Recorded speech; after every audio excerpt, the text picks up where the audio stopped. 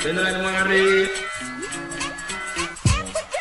Alkebu-Lan Revivalist Movement presents Africa Speaks with Alkebu-Lan on Galaxy Radio 102.5 FM and GalaxyAfiwi.com, the only de-brainwashing station. Weekly discussions and live debate on all issues affecting the African community at home and abroad. Tune in Mondays 8 to 10 p.m.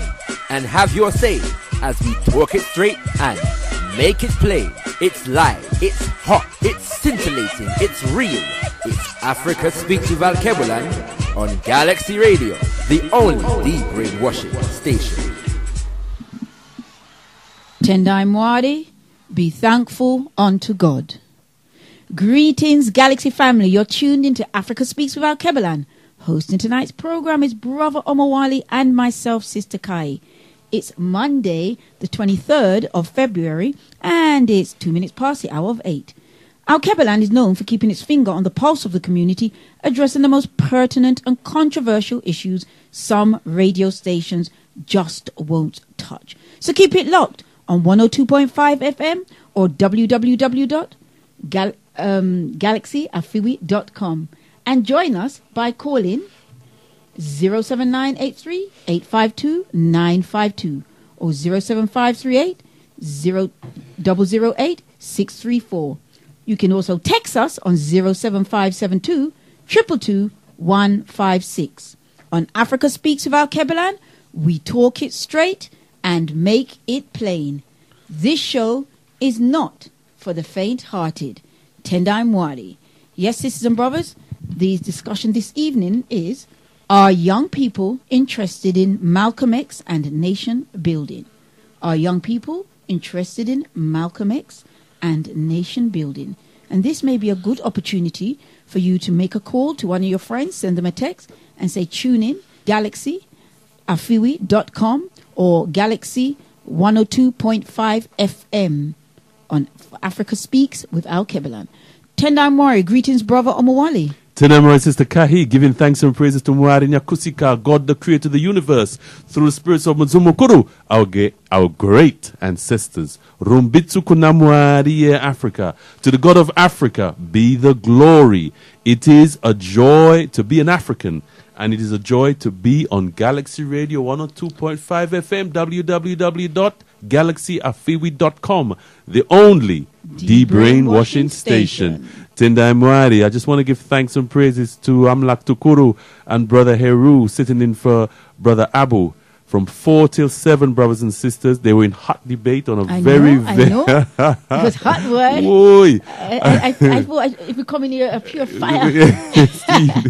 Well, it was steam, you know. It was cooling off. Yeah, so I just want to give thanks to those two brothers. A very, very important discussion. Serious subject. We have to deal with it, brothers and sisters. That's right. We certainly do. And before then, I just want to give a big thanks to Brother Nico the Most Royal. Every Monday between 1 and 4, and there's some serious old-time sitting. Sinting. Old-time sitting and old-time sinting. Sitting is for the Vin season and... Sinting. Yeah, want to be Jamaican. No. Nobody said sinting, Brother Leader. You're trying to say... Old-time sinting. Sitting, we say sitting in cities. Anyway, sure, I haven't heard of it. Just want to give thanks to Nico the Most Royal. Some serious music, you know, some serious, why? Back in the day music, you know. Tendai Mwari. You're showing your age then, Brother Huh? Oh, yes, age? I'm very proud. Is it? And what is that age? Yeah, I used to... what age is that, Brother Morley? I used to... Just a year younger than you, actually, Sister Kay, yeah. Oh. You can work it out. Yes, brothers and sisters, the subject matter this evening is our dear sister, she's getting on a bit now, our dear sister, Sister Kai Awagadao Mbandaka, said that our subject matter today is, are young people interested in Omowale Malcolm X and nation building? Very, very important subject, brothers and sisters. And we will be interacting with members of INAP, the Interim National African People's Parliament. Also, we will be interacting with members of ARMY, the Alkebu-Lan Revivalist Movement Youth, otherwise known as ARMY, because they're organizing OMX Storm, showcase, a night of edutainment dedicated to the one and the only Omowale Malcolm X, taking place this coming Friday, the 27th of February. Tendai Murray. The Army presents OMX Storm, putting the message back in the music. OMX Storm is a night of edutainment at its finest, dedicated to the life and legacy of the late great Omowale Malcolm X. Featuring a fine array of edutainers ready to magnetize, sensitize, invigorate your body and stimulate your mind, including the man of the moment from the legendary Soul Solid crew, fresh off the release of his most controversial single ever, the one and only Switch. The dynamism of the passionate, phenomenal world changer, Mikel Ameen, the rising highness of poetical roots rocking reggae, Empress Imani, the thought-provoking, emotion-stirring, revolutionary spoken word veteran, Bola, the masterful, majestic, raw, miracle, lyrical, Souljah MC, the soul-touching goddess on a mic, Eyesis Star, and the frontline warrior, fast becoming Grimes' answer to Capleton, the ever uncompromising Respect Fire. Your host with the most, ShakaRa, with music by the ever versatile selector, Natural Mystic. This event takes place on the 27th of February 2015 at the Karibu Centre, 7 Gresham Road, Brixton SW9 7PH. Doors open 6 p.m. Tickets available now. £7 in advance. More on the door. If you would like to book a store for what is guaranteed to be a roadblock event, call 07834 260 588. For tickets and further information, check ShakaRa.com. That's SHAKARA speaks.com. It's Omowale Malcolm X, OMX Storm. Edutainment at its finest.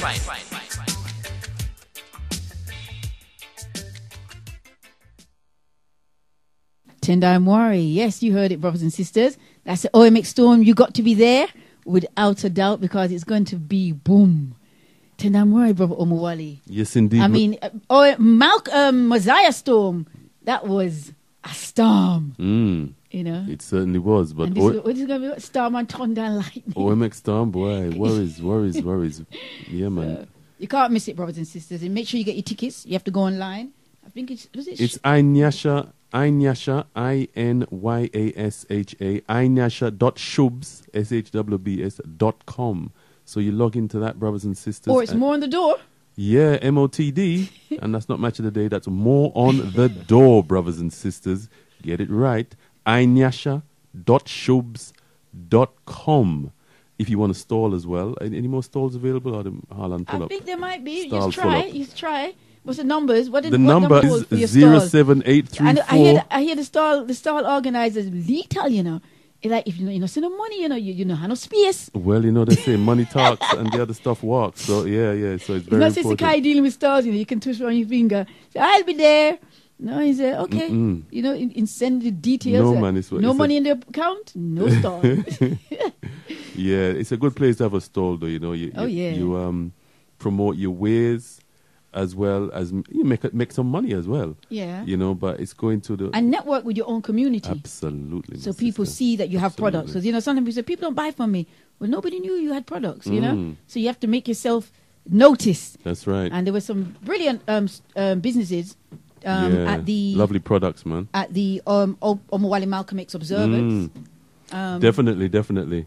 And an opportunity as well to put your items, your stock in certain retail outlets as well, like Mama Africa Culture Shop as well. So that's certain business was done on the day as well. So we give thanks and praises. Tendai Mwari. Inyasha.shubs.com, brothers and sisters. Advanced tickets are available online. Tendai Mwari. Yes, brothers and sisters, you're tuned to Africa Speaks with Alkebu-Lan on Galaxy 102.5 FM, www.galaxyafiwi.com, the only de-brainwashing station. Tendai Mwari. Brother Omowale, I have an announcement to make. And we made this announcement last week, but we didn't have all the full details. We do today. Now, this is a statement from Moya Wataifa, the elder of the organization, one of the elders. And it says, Moya Wataifa, Moyo Wataifa invites, which is to inform the community of the death of Mama Lindiwe's son, our brother Vuyo Tusele, who recently passed on to join the ancestors. He was 60 years old. We can only imagine the anguish of a mother who is compelled to bury her child. Our late brother is also survived by his wife, Sister Natash Biseng, his daughter Lindiwe, and his son Zolile, sisters and brothers and other family members in Azania, South Africa. In the African tradition of solidarity, we ask the community, to support Mama Lindiwe at this painful time as the family performs the funeral rites for her son, husband, brother, and father. There will be a wake taking place on Friday, the 27th of February, 2015. This is from 6 p.m. till late at 89 Gloucester Road, Tottenham, N17, 6DA. The nearest tube is Seven Sisters on the Victoria Line. Buses W4 and 230. The memorial service will be taking place on Saturday, the 28th of February. That's the day after. 10:30 a.m. at the St. Marylebon's Crematorium, East End Road, Finchley, N2. Nearest tube, Finchley Central and East Finchley. The bus 143 runs outside the crematorium, and 323 stops below on the North Circular. So that's the wake, brothers and sisters, as well as the memorial service. Tendai Mori. Tendai Mori, Sister Kai. Yes, brothers and sisters. So, Mama Lindiwe, just to remind brothers and sisters, because some people may be familiar with the name. Mama Lindiwe is one of our elder sisters in the Pan-African community. Absolutely. As, you know, a true freedom fighter, a member, long-standing member of the Pan-African Congress of Azania. She's from South Africa. And, you know, she travels backward and forward, you know, over the years to South Africa, Zimbabwe, and always feeding back to us the progress or lack of progress taking place there and the liberation fight. So we, you know, obviously the passing of her son was sudden and very devastating because nobody expects to bury their children. But we send Mama Lindiwe and family all our love and condolences and respect. Tendai Mori. Tendai Mori, Brother Vuyo Sele. Tendai Mori. Tendai Mori, Sister Kai. Brother Nico Royal announced this earlier on, and I was aware of it as well, that Sister, is it Afrika, Tafadzwa? Queen Afrika. Queen Afrika, yeah. She lost her mum recently as well. Yeah, I think about a month ago now. Yeah, but I think there's a Queen funeral. Afrika. Yeah, brilliant. You know, so we want to send out our condolences throughout, not just the airwaves, but, you know, throughout. You know, cross the water. Cross the waters, that's it. Cross the waters, straight to J, you know, where Queen Afrika is burying her mother. Tendai Mori. Tendai Mori. Yes, brothers and sisters, you're tuned to Africa Speaks with Alkebu-Lan Galaxy Radio 102.5 FM, www.galaxyafriwi.com, the only de-brainwashing station. Tendai Mori. Our subject matter this evening, brothers and sisters, in case you didn't know, is, are our young people interested in Omowale Malcolm X and in nation building? We have a number of special guests this evening. First of all, fixtures and fittings, part of the furniture, none other than the spiritual leader of the Alkebu-Lan Revivalist Movement. Also, you know, amongst his many I'm going to introduce him. You know, I'm not going to go on anymore because he's looking a little bit unhappy. He's also the ambassador. He's a UK ambassador of the UNI as well. ACL. Tendai Mwari, brother leader, and welcome to Africa Speaks with Alkebu-Lan. Tendai Mwari. No apologies if I look a little bit inanimate, brother Omowale. A bit stiff. Well, I guess that's how fixtures and fittings usually look, you know. Absolutely. Sturdy, resilient. You remember those words we used last time, brother leader? You have a talent Steadfast. You have a talent for recovering yourself, don't you? You have a very good talent for recovering yourself. I do admire. I watch West Indies. I do admire your words artistry, brother Omowale. Absolutely. It's of a very high, solid, very high level. I'm impressed. Thank you. You know, I'm learning a lot just listening to you.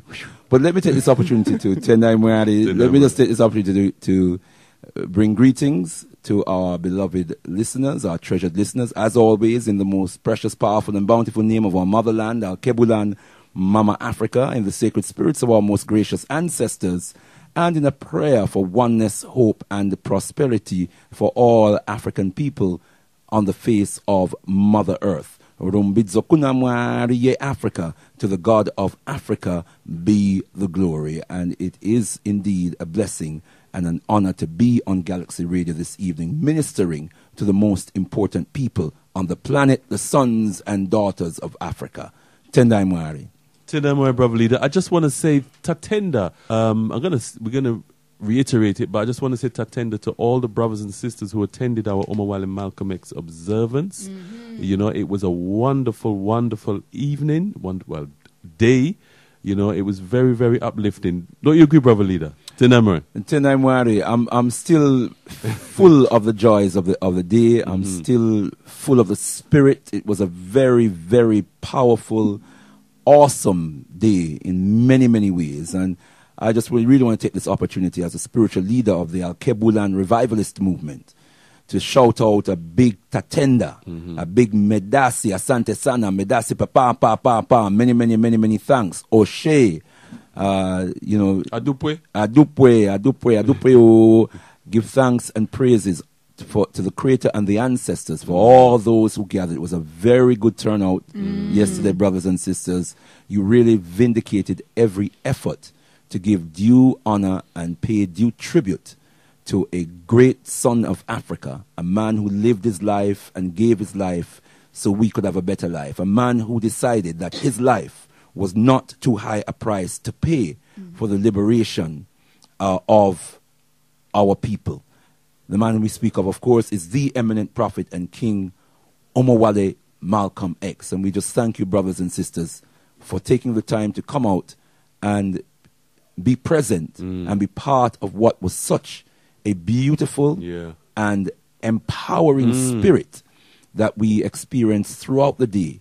And many brothers and sisters also came in good time, came early. Yes. So around about the time, although we're running slightly late, around about the time of the assassination, because that's a moment that we have a special observance of. And we use the film to help us to reconstruct the assassination of Papa Omowale Malcolm X. And in that moment, we had almost a full house. It got full not long after that, but there were quite a few brothers and sisters, quite a number of brothers and sisters present at that time. And so we give thanks and praise. And I must give a shout, a big up to our children, you know, in particular, who did a presentation, and you know they were just so much conviction, with so much conviction from 3 years of age to 17, and you know it was really something to savor, you know. So we give thanks and praises. Great day, wonderful day. We give thanks to all who participate, all the members of the Alkebu-Lan Revivalist Movement working hard behind the scenes, who just love to serve our people so much. We say a big tatenda to you, a big thank you to you, with all the sweet mouth food, the karamo, the communal feast that was so lovely, so enjoyable, food for all, you know, everybody was well fed. We give thanks and praise. It was a great day, brothers and sisters, great day. We just need to know Tendai, spiritual food, physical food, and also intellectual food as well. A brilliant message delivered by your good self, brother leader Mbandaka.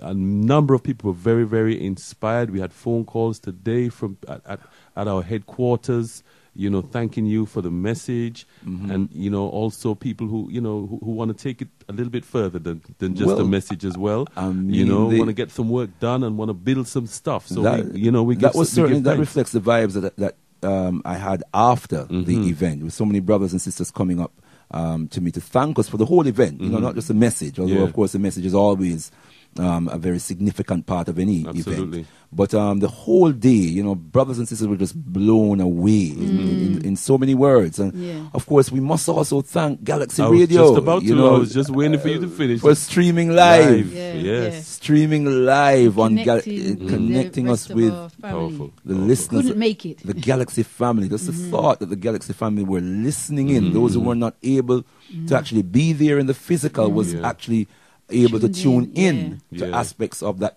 beautiful ceremony that we had yesterday, and that just took it on another level. Yeah, I just want to big up Brother Muta Anu, Brother Kwame, and all the Galaxy crew. Absolutely. For making that possible. Absolutely. Definitely. Give thanks and praises for mercies, great and small. Indeed. Tendai Mwari.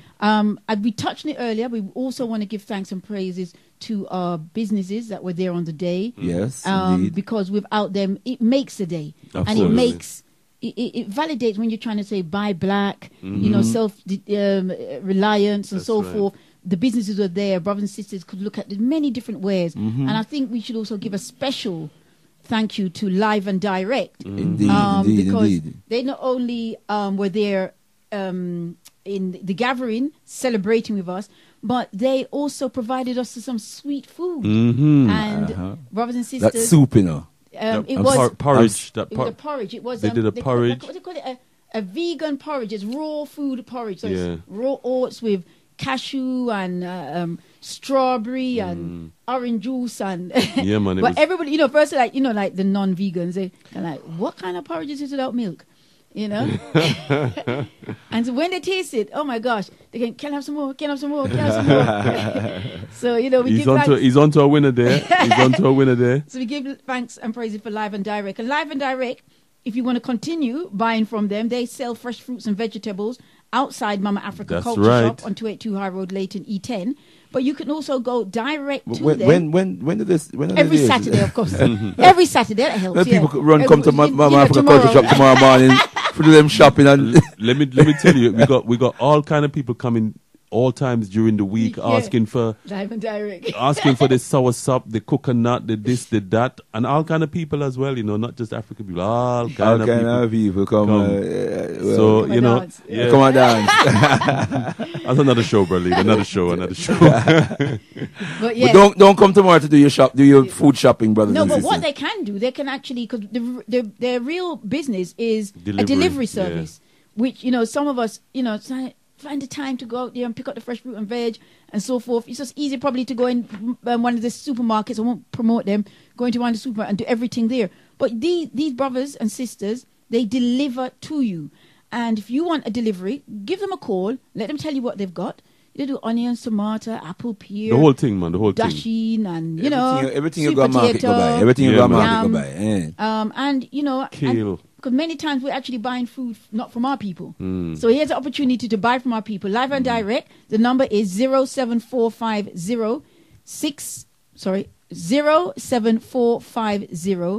961-043. That's Live and Direct, brothers and sisters.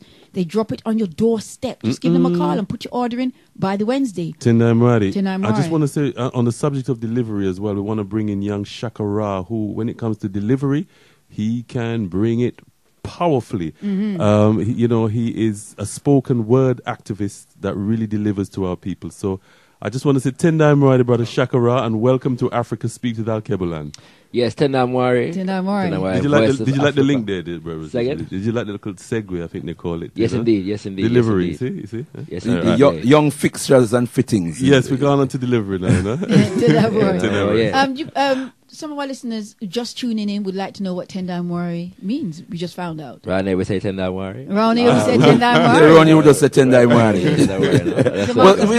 Welcome to OMX and Kuumba evening, Friday evening, OMX Storm on Friday evening, and you'll know that Ronnie will say Tendai Mwari, and you'll know why, you know. For the sake of the show, Tendai Mwari spoken in the Shona language of Zimbabwe, or I should say Southern Africa, because it's spoken in more than Zimbabwe, but mostly in Zimbabwe, means give thanks, be thankful unto the Creator. Tendai means give thanks, and Mwari in the Shona language literally means great spirit, referring to the ultimate Creator, the Creator of the universe. Mwari, loosely translated in the English language as God. So, but we, the Creator, Tendai. Right. Tendai Mwari. Yes. Go ahead, Brother Mwari. Tendai Mwari, my sister. Right, brothers and sisters.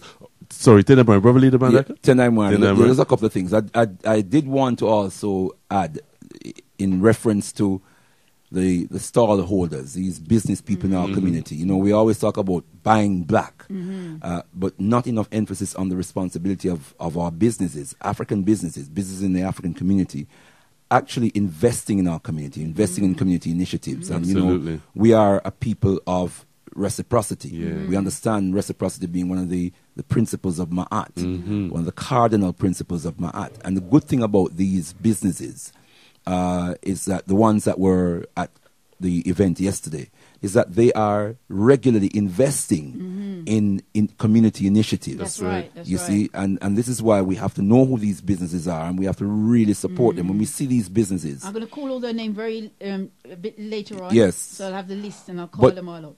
just to say that we, as an organization that's regularly putting on events in our community, these businesses help us That's right. to pay for these venues. Yes.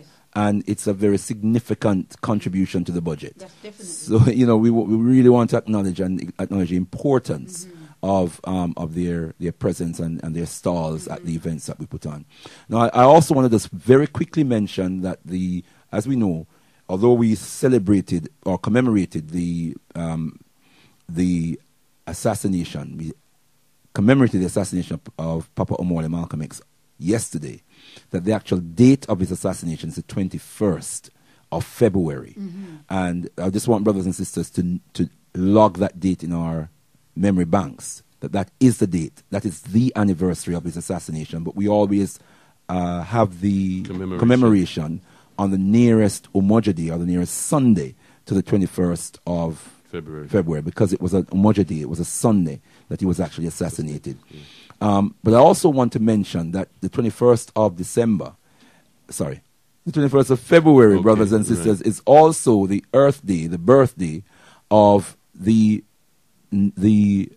our eminent scholar, the number one scholar in the life of Papa Garvey, the late Professor Baba Tony Martin, was born on the 21st of February in the year 1942.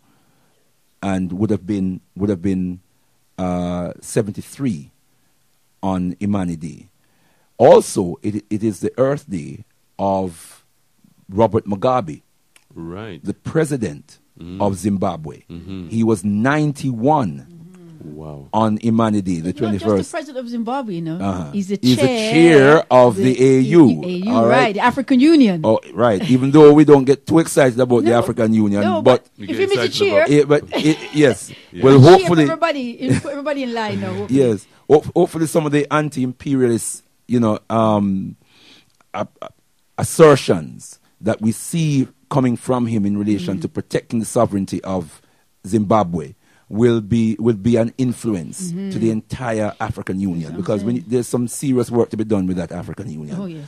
But he is the chair of the African Union, and it was his birthday, and he was 91. The man looked good. He looked good. You know what I'm saying? Am I looking like that at 91? I'm not saying he's perfect, but we could do with 53 other Robert Mugabes Exactly. across the African continent. Yeah. And I tell you, Africa would be in a much better Oh, my state gosh. today if we had 53 other Robert Mugabes. And finally, in this particular slot, we need to also give acknowledgement and recognition to a freedom fighter who who lived in Britain, walked the streets of Britain, organizing our people, mobilizing our people for liberation for many, many years. In fact, between 1955 and 1964, when she passed away on the 24th of December. And the person I'm speaking of is Mama Claudia Jones, whose the centenary of whose birth was on the 15th of February. The 15th of February was the centenary of her birth. We want to honor her. We want to give her the recognition that she deserves. Of course, she also helped to found Definitely the West Indian Gazette, which is, if not the first black journal here in the UK, certainly one of, since the Windrush. Certainly the first since the Windrush. I don't know of another that preceded the West Indian Gazette post Windrush. So, and she was a very active organizer. She's a person who, sought to organize the community in the face of the Notting Hill uprisings resulting from the racist attacks that our people were getting in the late 1950s, and also pioneered the first carnival, the first West Indian or Caribbean carnival, as it was called then, which then we know morphed into the Notting Hill Carnival. And so people who know the history and understand the context knows that she is rightfully the mother of the Notting Hill Carnival. And we say that, no apology. Without apology. We say that firmly and unequivocally that Claudia Jones is the mother of the Notting Hill Carnival. And today we want to honor her on Africa Speaks with Alkebu-Lan on Galaxy Radio in her centenary. Tendai Mwari. Tendai Mwari. Commemorate, evaluate, organize to liberate. Have the courage to be free. Our eyes on the future. Mobilize Black Youth for Nations. The Interim National African People's Parliament invites the African community to the National Black People's Day of Action on Monday the 2nd of March 2015 from 1 p.m. to 7 p.m. at the Karibu Centre, 7 Gresham Road, Brixton SW9 7PH. Join us as we continue to forward a solution-based agenda. Invited guest speakers on the day will be Brother Damba, African Cooperative Union, Sister Matilda McCatcham, Black Mental Health UK, Dr. Kainde Andrews, the Organization of Black Unity, and Student Minister Hilary Muhammad, the Nation of Islam. Keynote addressed by the INAP Youth Corps, mobilizing Black Youth for Nation Building. Entertainment on the day will be Rastafari Movement, ShakaRa, Souljah MC, and Empress Imani. For more information, view the website inap.org.uk. The National Black People's Day of Action on Monday the 2nd of March 2015. Name it and claim it. Tendai Mwari, yes, sisters and brothers, this is Africa Speaks with Alkebu-Lan on Galaxy Radio 102.5 FM. The subject this evening, Brother Omowale, do you want to remind sisters and brothers? Oh, of course, my sister. The subject this evening is, are young people interested in Omowale Malcolm X and in nation building? Tendai Mwari. Tendai Mwari. Well, we do have our sister, the events manager, coordinator for the National Black People's Day of Action. Okay, well, we're going to be hearing from her shortly. She's here. Yeah, she's here. I've got her online. Sister Magina. Okay. Tendai Mwari, greetings and welcome. Tendai Mwari. Tendai Mwari, Sister Magina, welcome to Africa Speaks with Alkebu-Lan. Thank you. Tendai Mwari. Salamu, my sister. Greeting family, listeners, and family in Galaxy. And of course, our INAP greeting. Salamu, my sister. Salamu. All right. Tendai Mwari. Okay, well, on the 2nd of March, we have the National Black People's Day of Action. Tendai Mwari. Sister Kai, over to you. Tendai Mwari. Tendai Mwari. No problem, Brother Omowale. Sister Magina, obviously, promotions are a bit late for this year's National Black People's Day of Action, and we are doing our best to try and get the information out there as much as possible. Sister Magina, just let us know, how are promotions going at the moment? Well, all the members have all their hands on deck. I think it's going pretty well. Promotions have gone out far and wide. And I think that we're on target to meet our aims and objectives with regard to this event. Okay. Now, obviously, it's in a weekday, and many of our people are not used to, coming out during the week, during the day. It's going to be on the 2nd of March, which is a Monday. Can you just, in your own words, why do you think it's important for our people to come to the conference taking place at the convention taking place at the Karibu Centre on Monday, March the 2nd? Why is it important for our people to come out? This particular event is absolutely an important event. It's the 34th anniversary of the National Black People's Day of Action. It commemorates two of the most important historical events in the African presence here in Britain. New Cross massacre, which happened on the 18th of January 1981, was extremely tragic in that it was a suspected racist firebomb attack on 16th birthday party at 4939 New Cross Road. And this resulted in the killing of 14 young African youth.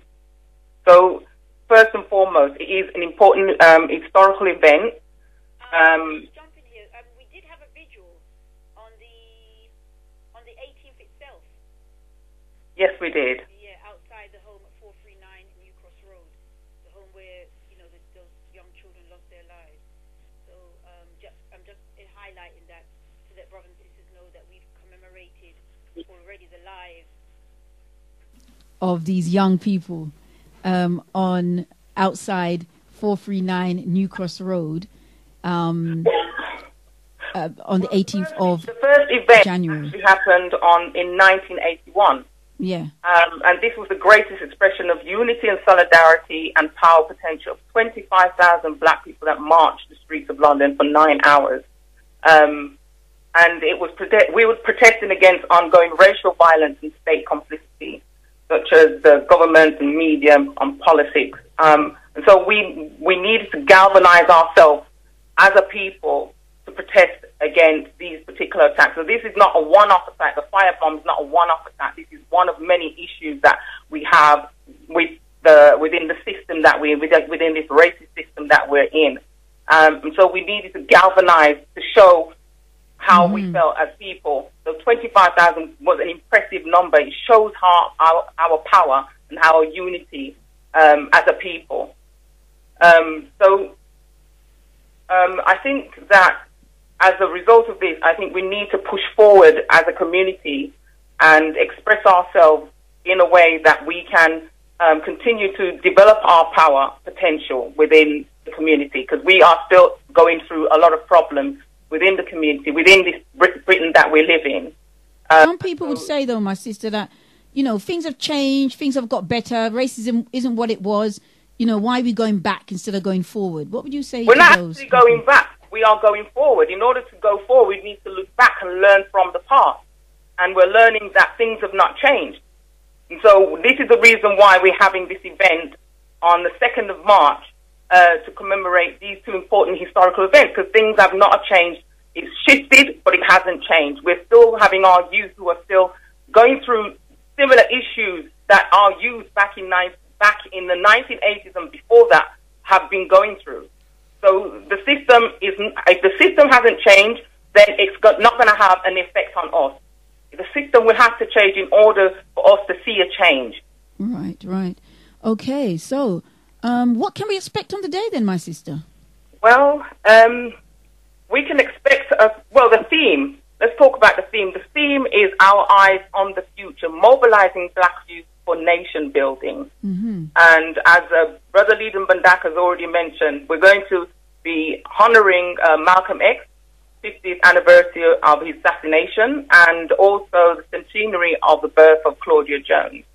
And in the event, we'll be featuring some of our finest, most conscious, talented young youth, such as Raspek Fayabingi, Empress Imani, ShakaRa Asante, who we heard briefly on the radio, and Souljah MC, but there are going to be many more. So I'm calling out to the African community to come and support this event. It's an important historical event. It's part of we are responsible for making the change. Nobody else is going to make it for us. And this event, I'm calling for all African community to come out and support. What about invited speakers? Any idea of who will be attending? Okay, we have 4 invited speakers who will be attending. We have a brother Damba from the African Cooperative Union, Sister Matilda Makatram, Black Mental Health UK.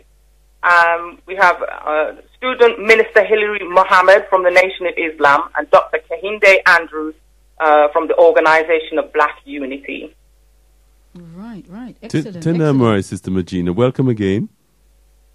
Welcome. Thank you very much for inviting me to speak on behalf of the National Black People's Day of Action. Tendamwari, I just wanted to know, why is it so important that we name and claim this particular day? This is something that we've been doing for a while now. Why is it so important for our people to do that? I think the reason is because we need to see a change in the black community, because we are disjointed as a community. Even though we say we're a community, we're not a community because we don't have a base. We don't have a vehicle through which we can raise our issues. And so as a result of this Black People's Day of Action, it's led to the founding of the Interim National African People's Parliament. And this is a way of fulfilling the purposes that we have, the issues that we have, channel that through this one institution. We need to be able to create a program of action that aims towards empowering and building the nation building.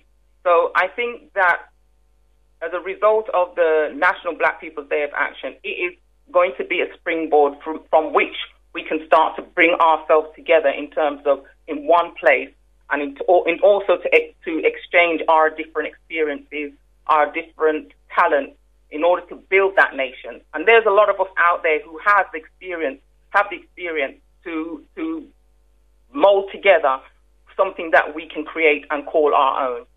So are you saying then, my sister, that we are to expect and we want to encourage people coming from different political perspectives, different social groupings, different religious perspectives?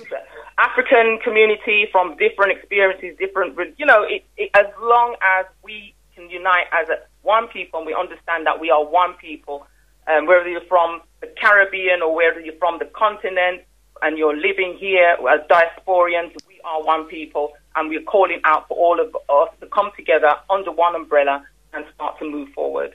Wonderful, wonderful. Well, we look forward to that great day in history, the National Black People's Day of Action, taking place at the Karibu Centre, Monday, the 2nd of March, from 1 p.m., brothers and sisters, at 7 Gresham Road, Brixton SW9, 7PH. And all the Galaxy listeners are very much aware of the Karibu Centre. Tendai Mwari. Tendai Mwari. Tendai Mwari. Okay. Mwari. Give thanks, my sister, for sharing with our listeners this evening and encouraging them to come on March the 2nd.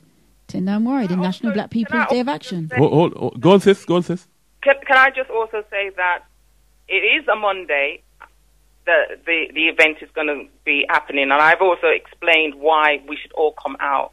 But this would mean that people must take time off work.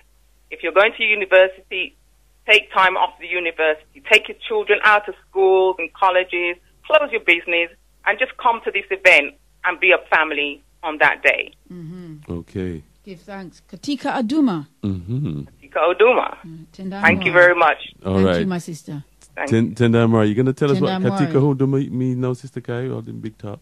In service, my brother. Okay, well done. Tendai Mwari. Right. Tendai Mwari, in further service now, we have none other than the spiritual leader of the Alkebu-Lan Revivalist Movement, Brother Leader Mbandaka. Tendai Mwari, Brother Leader. Tendai Mwari, Brother Mwale. This is quite an initiative, Brother Leader, and we must give you the credit that is deserved. It was your good self and our Professor Gus John, whose initiative really this whole entity came out of. Well, Tendai Mwari. Tendai Mwari. Yes, I mean, first and foremost, I would like to commend Sister Magina for an excellent interview. She's firing. She is indeed firing. And Magina X.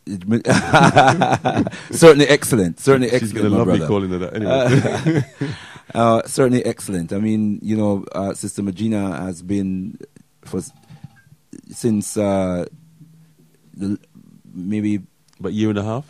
No, it's about 6 months now that she was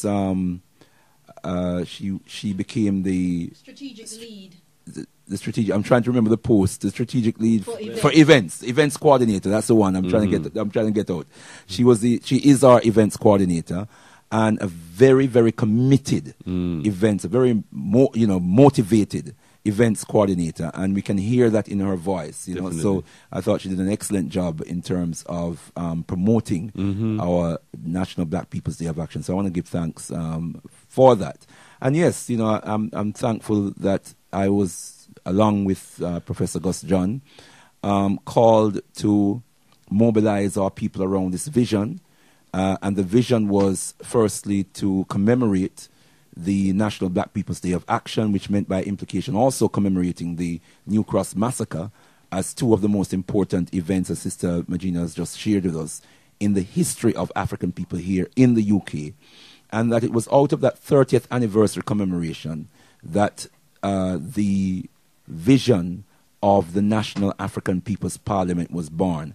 And it was born out of a determination that this day, this 30th anniversary commemoration of the National Black People's Day of Action, should not be a day that is suspended merely in nostalgia, just looking back and remembering painful, frustrating occasions of the past, the mistreatment, the injustices of the past, but to use the data, to use the experience to use the occasion to evaluate where we have come in the last 30 years. Yeah.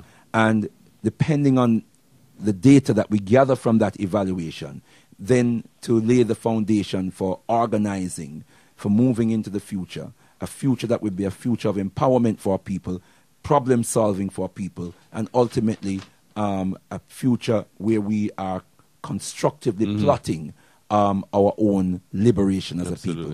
So that's where the vision, that's what the vision was born out of. We didn't just want to commemorate. So we came up with the motto: commemorate, evaluate, organize to liberate. So come March 2nd, and the naming and claiming, the importance of that is that we as a community, we as a nation of people here in the UK are defining our own time, space, and in so doing, influencing our own circumstances. Because all communities in this society operate according to nation-building principles. And one of the elements, one of the features of their nation-building practices is to have their own special days. We know that the Hindus have Diwali. We know the Sikhs have Guru Nanak. We know Jews have Hanukkah, and these are names that they name. These are days that they name and claim as their special day, their special holiday, and they ask no questions. They just take that day for themselves. They take the day off work.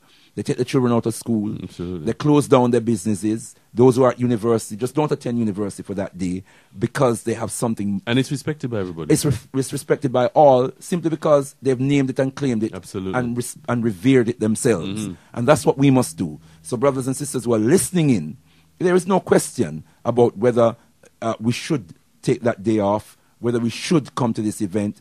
It has been named and claimed, and we should all honor it. Tendai Mwari. And in honoring it, we empower ourselves. That's right. Tendai Mwari. That's right. Tendai Mwari.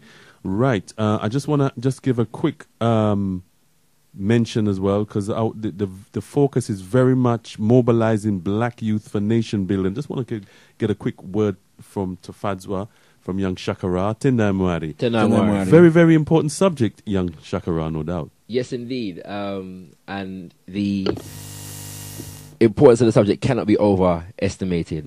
I think in terms of the title and the nation building and what that means, and the focus of that in terms of relating that to African youth or black youth is something that's so very important. And the question that we're asking today, are black youth interested in Omowale Malcolm X and nation building? And there's no dichotomy between those two aspects of the question. If you understand the legacy of Omowale Malcolm X, extremely important. And the real answer is we need to be, in a sense, whether we are or not. And if we're not, the question is, how do we become interested, or how do we get ourselves interested in focusing and being interested in nation building, you know? Tendai Mwari. Yeah, Tendai Mwari. Just to emphasize the theme again, Sister Magina did it for us, but I just want to re-emphasize the theme for March 2nd, the National Black People's Day of Action, our eyes on the future, mobilizing black youths for nation building. Our eyes on the future, mobilizing black youths for nation building, because it is about the young people. It is about the children. It is about those who are yet to be born. What we do today will influence their future lives for better or for worse. Tendai Mwari. Tendai Mwari. You are in tune to Galaxy Radio 102.5, the only de-brainwashing station. I love you. Galaxy Radio. I thank you. Galaxy Radio. I just want to say thank you for the many things you've done. Galaxy Radio. For having faith in me more than anyone. The only de-brainwashing station. You stood right by me, and that's how love is supposed to be. I just want to say thank you for the many things you've done. Want to say thank you for the many things you've done. La la la la da da da da da. Tonight, my brothers and sisters, you tune to Africa Speaks with Alkebu-Lan on Galaxy Radio 102.5 FM, www.galaxyafiwi.com, the only de-brainwashing station. Our subject matter this evening, brothers and sisters, is, are young people interested in Omowale Malcolm X and in nation building? Tendai Mwari. The commemorations, the Alkebu-Lan Revivalist Movement would like to thank the hundreds who came out to pay due honor to the Eminent Prophet and King Omowale Malcolm X at the Omowale Malcolm X observance on Sunday the 22nd of Feb, also streamed live on Galaxy Radio 102.5 FM. The commemorations don't stop there. This Kuumba-day, this Friday the 27th of Feb, sees the first ever OMX Storm, an event bringing the best in conscious edutainment in honor of Omowale Malcolm X. Taking its inspiration from the Mosiah Storm event, now in its 10th year, OMX Storm similarly seeks to reconstruct the music, reconnect even, the music with the movement as typified by forebears like the Black Arts movement of the 1960s, and even the Garvey-inspired Harlem Renaissance in the 1920s and the Rastafari Movement. Hosted by ShakaRa, OMX Storm boasts a stellar array of talent, including Swiss from So Solid, Empress Imani, Mikel Ameen, Eyesis Star, JJ Bola, Souljah MC, with music supplied by Natural Mystic. This takes place at the Karibu Centre, which is 7 Gresham Road, SW9 7PH, on Friday, the 27th of February. Doors open from 6 p.m. Then, Tendai Mwari. So, brothers and sisters, we're going to be hearing shortly from Brother ShakaRa Mbandaka. But before we do, we just want to put out these questions to you. The main one being, are young people interested in Omowale Malcolm X and nation building? Did you attend or listen to the Omowale Malcolm X observance yesterday? And if you did, how did you find it? Will you be attending OMX Storm on the 27th of Feb 2015? Will you be naming and claiming it and attending the National Black People's Day of Action on the 2nd of March 2015? Does today's black movement have the capacity to inspire and conscientize our cultural artists? What does nation building actually mean? Is there anything in the life of Omowale Malcolm X that can inspire young people today? Has enough attention been paid to the political context of the 2011 uprisings? As we said, brothers and sisters, we have our special guest this evening, Brother ShakaRa Mbandaka, the host of OMX Storm. Tendai Mori, Brother ShakaRa. Once again, African power for all African people. Absolutely. And nation building, young man. Are young people interested in Omowale Malcolm X and nation building? So it appears that we have to define some terms before we go into this. I think we do. Answering this question. Nation building and affirming the fact that the political ideology of the Alkebu-Lan Revivalist Movement is nationalist Pan-Africanism. So you see the key word in nationalist is nation. A couple years ago at the Mosiah opening ceremony, Brother Leader delivered the keynote address.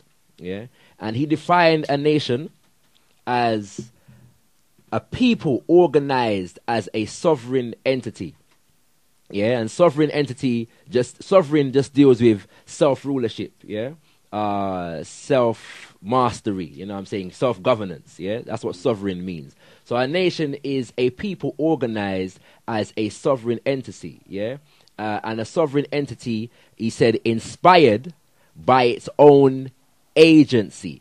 Agency being action, or defined in the dictionary as action or intervention to meet a particular goal or aim or achievement. So agency then therefore means that African people are inspired by our own sense of self, our own consciousness, our own willingness to solve our own problems, to organize ourselves and therefore become a nation. And a nation being the highest expression, yeah, of human social order, if that makes sense, brothers and sisters. So effectively, what is the importance of this question? And, you know, why are we asking, are black youth interested in nation building? Well, we have to understand that we exist in the context of a nation. And that nation is called the United Kingdom, or Britain, or the United Kingdom of Great Britain. And that nation has a history and a culture that is associated with that nation. So nations don't just come about. Like everything in life, they have a history and they have a culture. And if you look at the development of the United Kingdom of Great Britain as a nation, you will find that this nation was very much built on the backs of our ancestors in Africa, in the Caribbean, and in the Americas, yeah, in particular, through the system of what they call slavery, but we all understand that it was much more than just slavery. But if we look at the institution of slavery or the enslavement of African people in terms of its economic reality, we understand that it would have been impossible for the nation of Britain to consolidate itself and harmonize itself, understanding that before there was a United Kingdom of Great Britain, you had the separate nations of England, Scotland, Wales, and Ireland, yeah?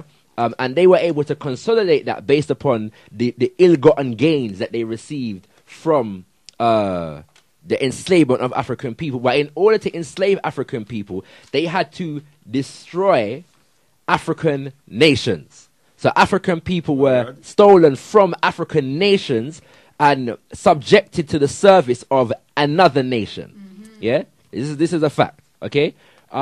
So they destroy African nationhood, African familyhood, African culture. Word sound, come on. Family and culture being vital prerequisites of any nation. The fundamental institution of a nation is the family, and what binds a nation together is the culture of that nation. So we're dealing with this subject because we understand that our condition today as African people in this country exists within that context. And so where we exist in a nation that was built upon the enslavement and the subjugation and degradation of our ancestors, yeah?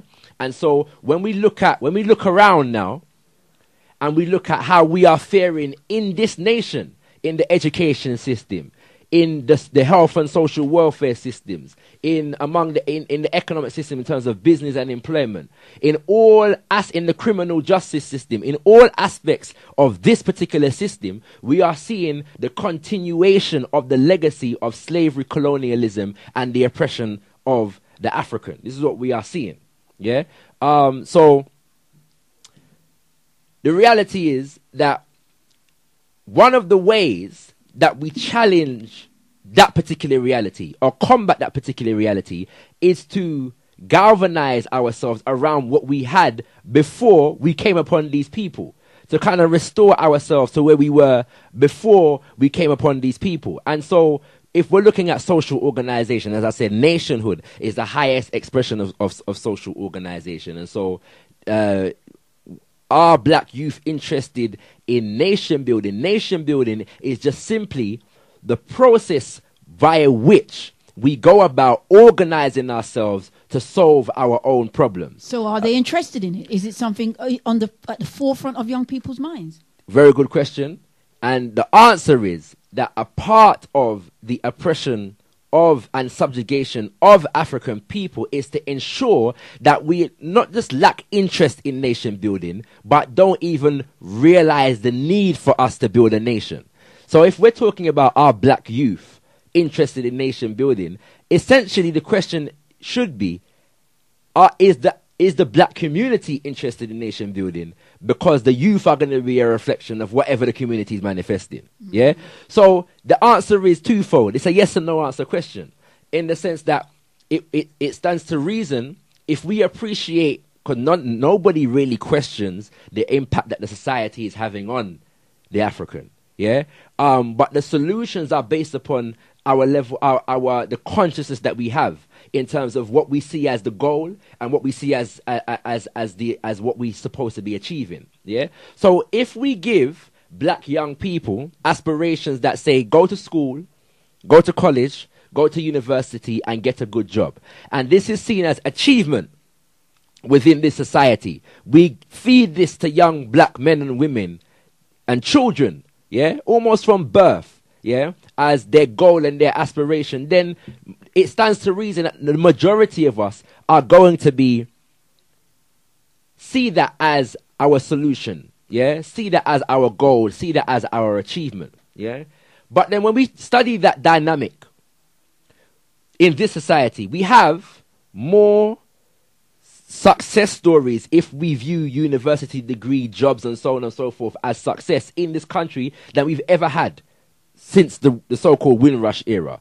You've got more black people in the police force. You've got more black people, lawyers in this country than ever before. More black doctors in this country than ever before. However, black people still are disproportionately represented in the criminal justice system more than ever before. Still disproportionately represented in the mental health institutions more than ever before. Still unemployed more than everybody else, more than ever before. So how can these two dynamics exist in the same space? We've got more affluence, more achievement, and more oppression and more degradation.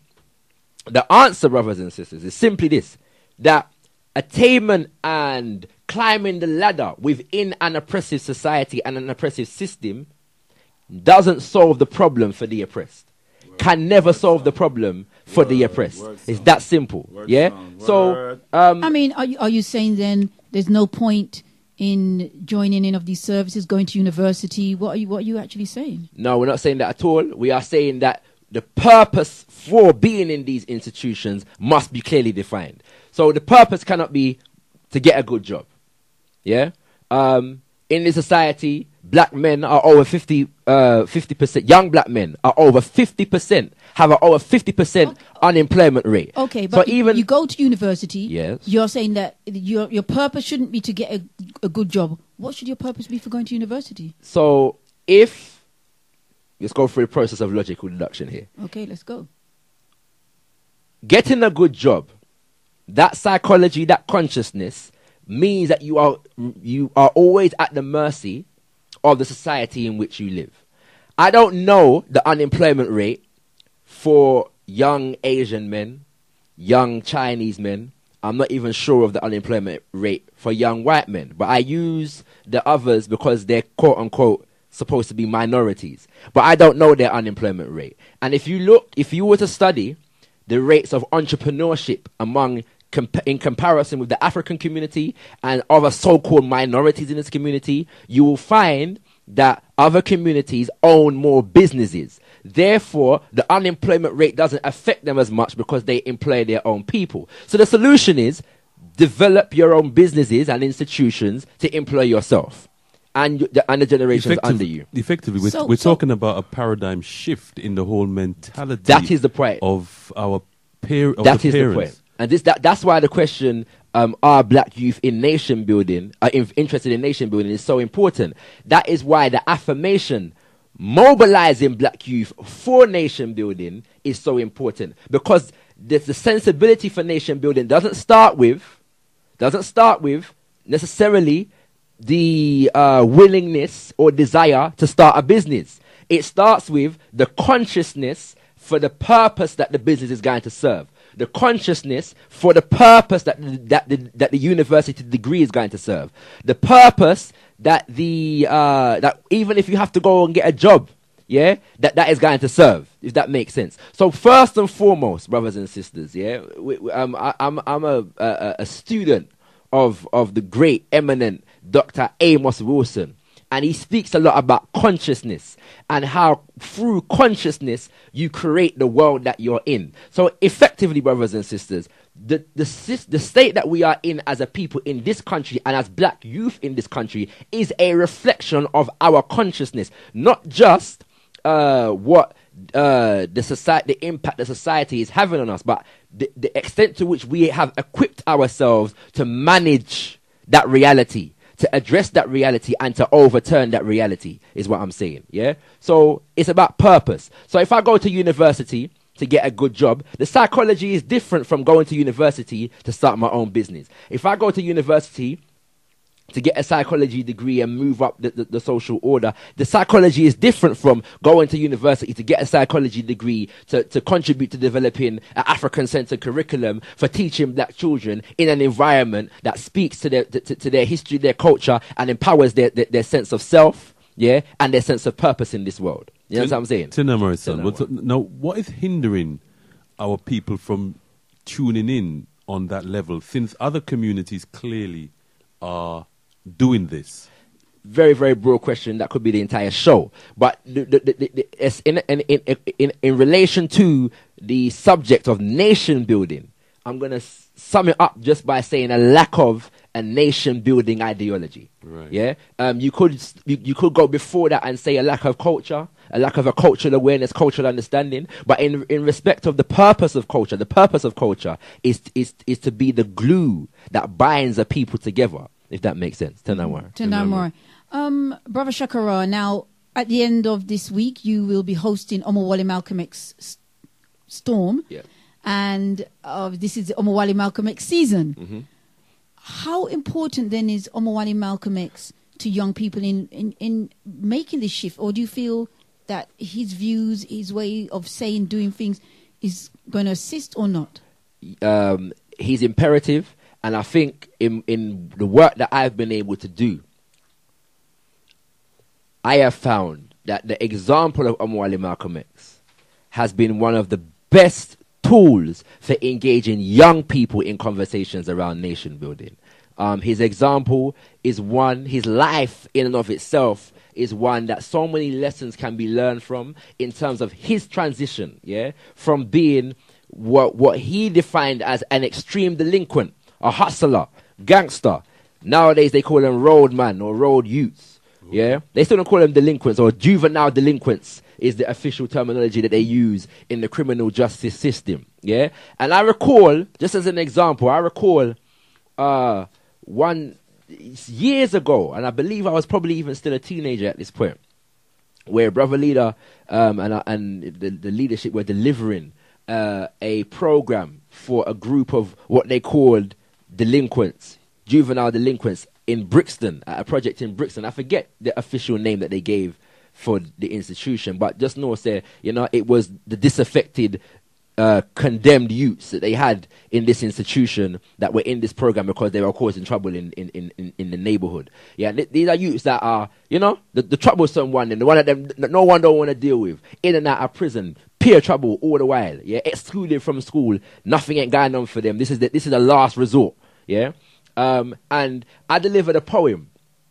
Brother Leader called me into the session, and I was young on the spoken word scene. I delivered a poem, and he had done a session with them on Malcolm X. Yeah, and I delivered this poem, and there's a lot, and the poem was actually addressing the issues of black on black violence, so called, in many of the inner city areas. And there's a line in the poem. Yeah, after I delivered the poem, we asked the children what lines stood out to you in the poem, and there's a line in the poem. One of the youths pulled out this line. He said, the line where you said, "We were once kings, now we're just gangsters and thugs." Well, gangsters and thugs don't build nations' blood. Yeah? And that amazed me, because there was so much in that piece that could have attracted the young man. But he picked up the line about nation building. And I've done that piece a number of places and used it in various different workshops. And it was in the workshop where I'm supposed to be with in the most condemned youths that don't know nothing about nothing. Yeah? That he pulled out that particular line. That's interesting, because this is a youth that's on the road. He's doing his thing, shotting, as we say. Yeah? And he pulled out that particular line. Gangsters and thugs don't build nations' blood. That's a reflection. He's seeing a reflection of himself in that line. And so the example of Omowale Malcolm X having come through that experience to be who he became is what facilitated that understanding in that young man. You know what I'm saying? Now, looking at Omowale Malcolm X, and there's so many lessons that we can learn, because Omowale Malcolm X, even coming from that history, because we always talk about the road you as a lack of success story, if that makes sense. Well, you've got so much lack of success coming out of universities right about now, in the sense of the fact that most of our university achievement is not fed back into our communities to empower or benefit our communities. Yeah, so there is no success story going on around there, kings and queens. But it's in relation to the fact that when we look at the road youth or the shotter on the road, oftentimes you will find the spark for nation building can be generated better or more readily in the road youth than you find in the university graduate, PhD, degree, BSc, and all the rest of them. Yeah? Why? Why is that? And Omowale Malcolm X found this as well. He said in his autobiography that the black man in prison is the most fertile soil for receiving certain truth and receiving certain lessons. Why? Because the road youth is already on a road that disconnects her from loyalty with the system and the society as it stands. The road youth knows that this system is messed up. The road youth doesn't have any loyalty towards Queen and Country, Prime Minister. No loyalty whatsoever. The university graduate is taken through a process of education that means that their survival depends upon loyalty to the society and the system. Yeah? So in a sense, we look at the road youth like failure, but oftentimes, and I've been around long enough to know that there is as much genius and sometimes even more genius on road than there is in university. Oh, no. Yeah? That's a fact. And in prison. Well, I guess you're saying basically they're not as conditioned or boxed in. That's what I'm saying. There's the sensibilities are less attuned and refined towards being a malleable agents of the British system, if that makes sense. So whereas the natural creativity, right?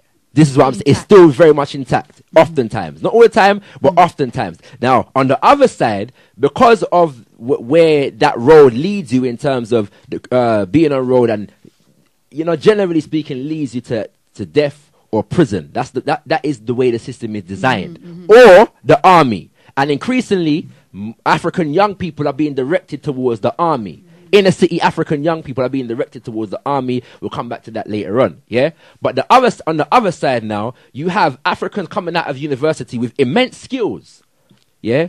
But not knowing what to do with them.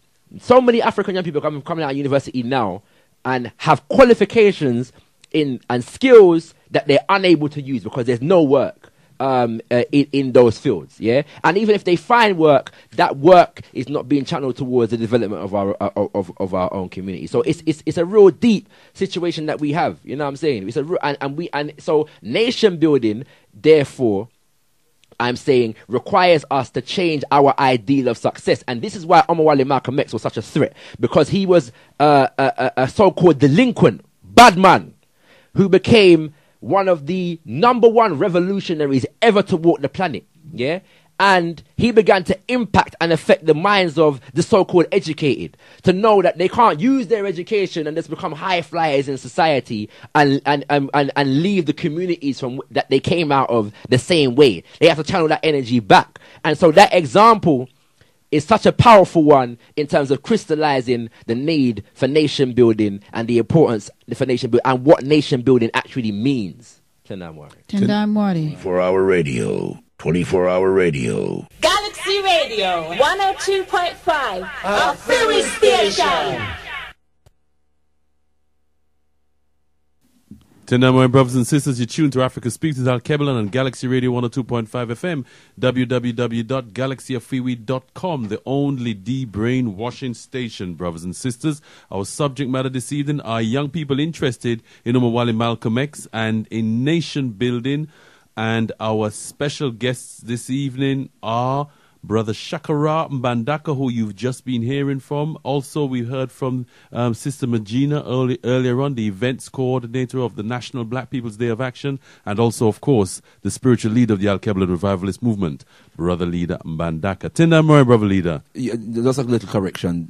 Sister Magina is the events coordinator for the Interim National African People's Parliament. Right, who are hosting the National Black People's Day of Action. Strategic lead, events coordinator for the Interim National African People's Parliament. Yes. And so she's organizing, she's leading the organizing of the event. Yes, I did just say that. Tendai, yes, give thanks and praise for that, Brother Leader. Tendai. ShakaRa, obviously the OMX Storm is upon us. Do you want to tell us a little bit about what to expect? Yeah. Boy, before you even get there, I mean, why OMX Storm?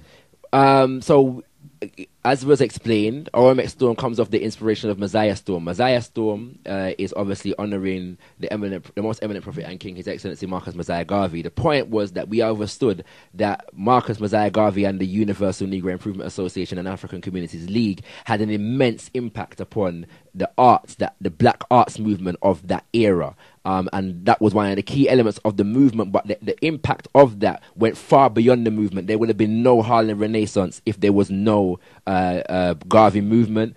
So we're talking about all that poetry, all that music, all that jazz, yeah, developed out of that. And so we put on Mosiah Storm in honor of that legacy and reuniting that spirit to say, well, the movement in this day and age has to have a similar impact on the arts of its era. And so that's our little step. Contribution to that effort. So OMX Storm, because Malcolm X had a very, very similar impact. Sorry, ShakaRa, sorry to interrupt you. In your flow, you talk about Papa Garvey and the Harlem Renaissance.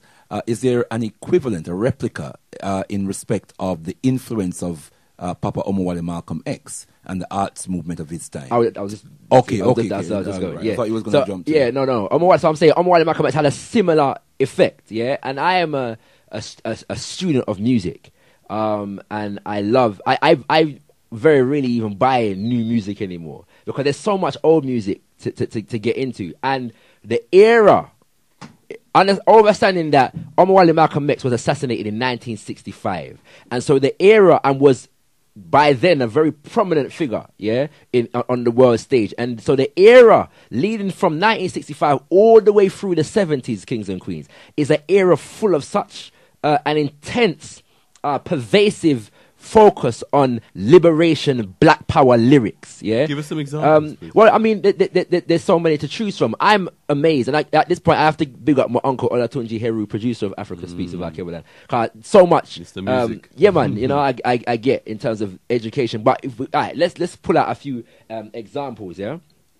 To be honest with you, that entire era around the African world, we're talking about beyond the United States of America, was thoroughly infused with the spirit of Black Revolution. So 3 main areas: Africa, the continent of Africa itself, the Caribbean, and the United States of America. So if we start with the United States of America, the Black Power movement really inspired and affected the entire development of soul music as an art form. Yeah, if you look at James Brown, yeah, and the whole funk revolution, yeah, it's possible to listen to funk music, yeah, and not see the direct influence of the African continent in terms of music from the motherland. So we talk about the last poets. Let's start there, who are known as the godfathers of hip hop, yeah, who began to run lyrics over drum beats, African drum rhythms, yeah.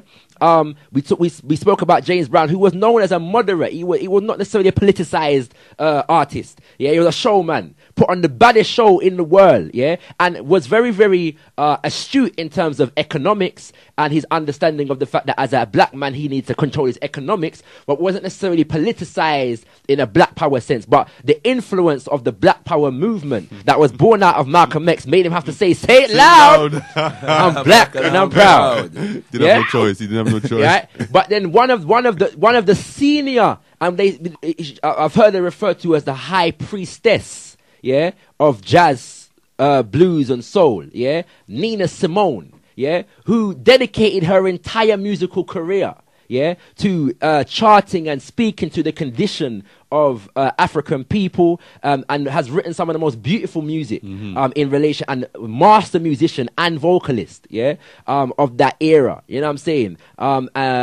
We have Mama Miriam Makeba, who coming out of oppressed, what they call apartheid South Africa, was exiled in the United States of America and became swept up in the Black Power era, married Kwame Ture, and the day after she married Kwame Ture, all of her music was off every single shelf across the length and breadth of the United States of America. This woman was an internationally renowned artist. She married the most prominent Black Power figure in the world at the time. The ear to Malcolm X? The ear to Omowale Malcolm X and Martin Luther King. This is the ear. Kwame Ture was the ear.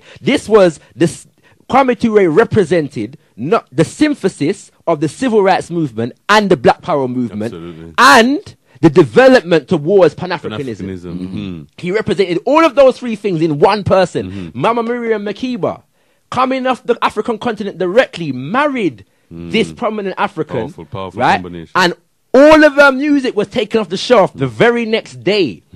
What did she do? It's a lesson. What did she do? She didn't, toe the line, shuffle and shake. All right, so when you said taken off the shelf, it wasn't through sales, it was through no, prohibition. Prohibition. Right. No, yeah, this was censorship. The American establishment, music establishment, removed her product from the shelf. Right. Because she married this man. And so they both moved to Guinea and continued the fight, organizing. And so, then she raised a daughter, Bongi, who began to write a lot of her songs. And one of the songs that her daughter wrote for her was the song entitled Malcolm X. Everybody seems to be talking about revolution, but nobody seems to remember the man that made this contribution. Do you remember Malcolm? Indeed. Written by Miriam Makeba's daughter. So that don't just come to her. Mother must have raised her in that spirit. Just what I'm saying. And so, just going back to Nina Simone, of course, on the subject of youth, young, gifted, and black. And black, right? You know what I'm saying? All these, you know what I mean? So it's a very, very serious legacy that we're dealing with here. Everybody seems to be preaching revolution. Though no one ever seems to show appreciation to that man over there who brought about a new generation. Yeah, to that man who brought about a new black nation. generation. Ah, do you remember Malcolm? Do you remember him, Malcolm? Yeah, brother Malcolm. Don't you know he was a great man?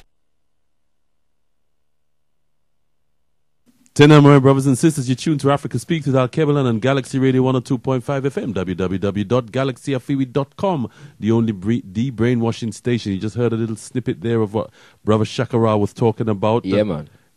That is the baddest tune dedicated to Omowale Malcolm X I've ever heard. The spirit in it is just immense, you know.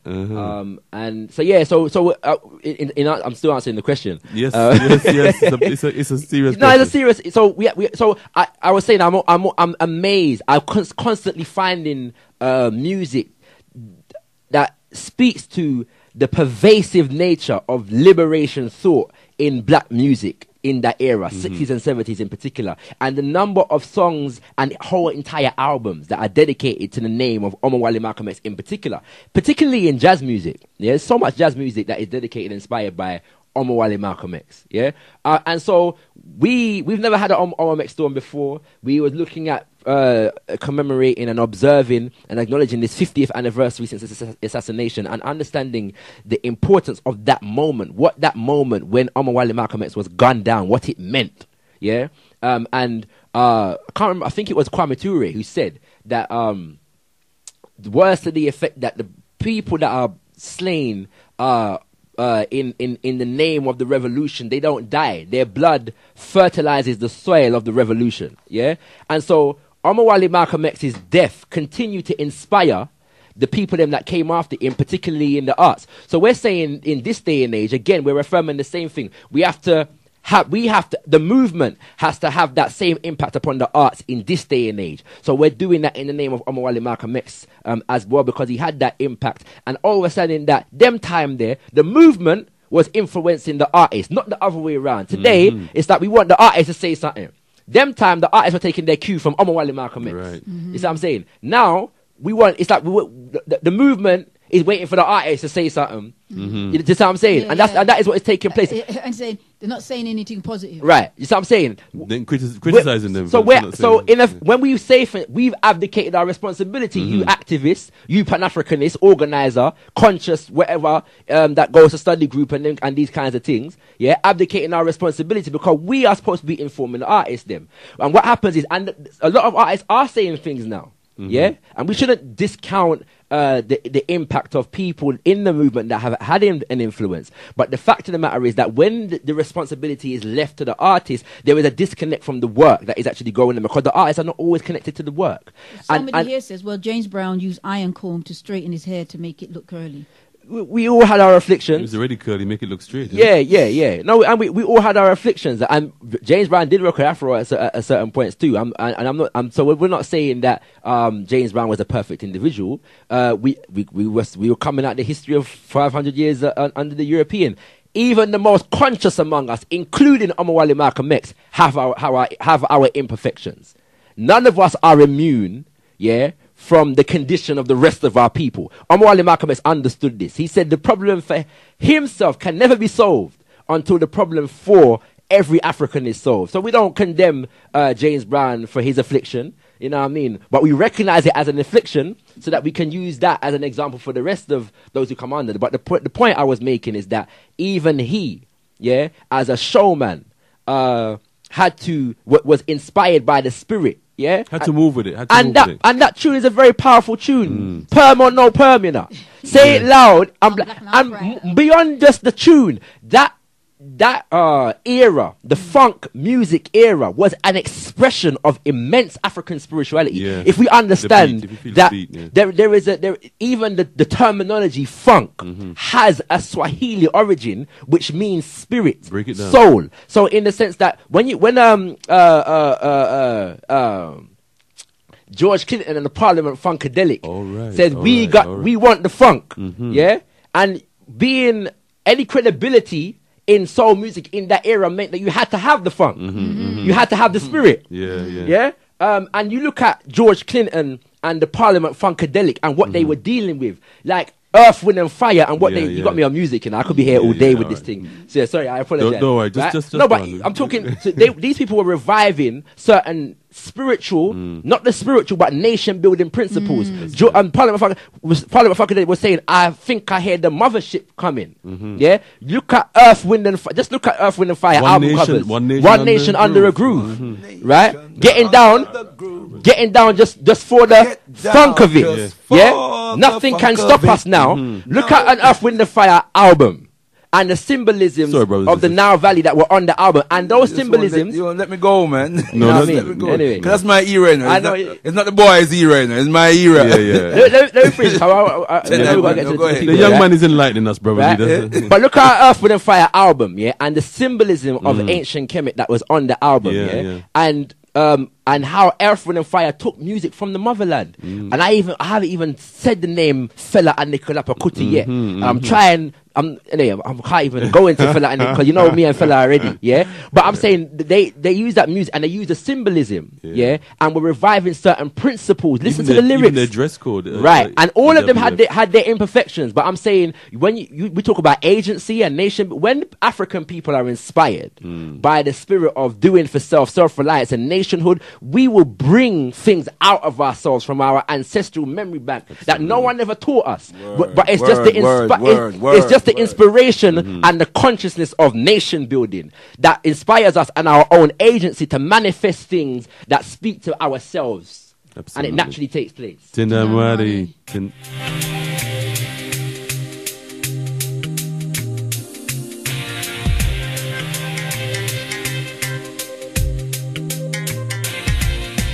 no station I know like Galaxy Radio.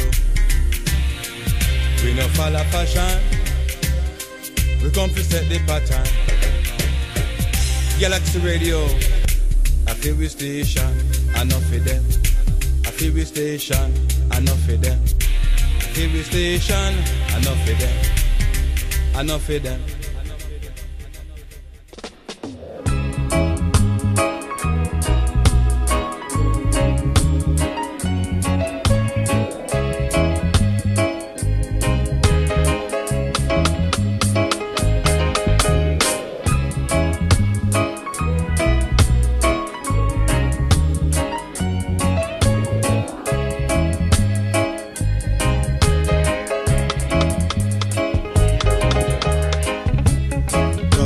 Malcolm X,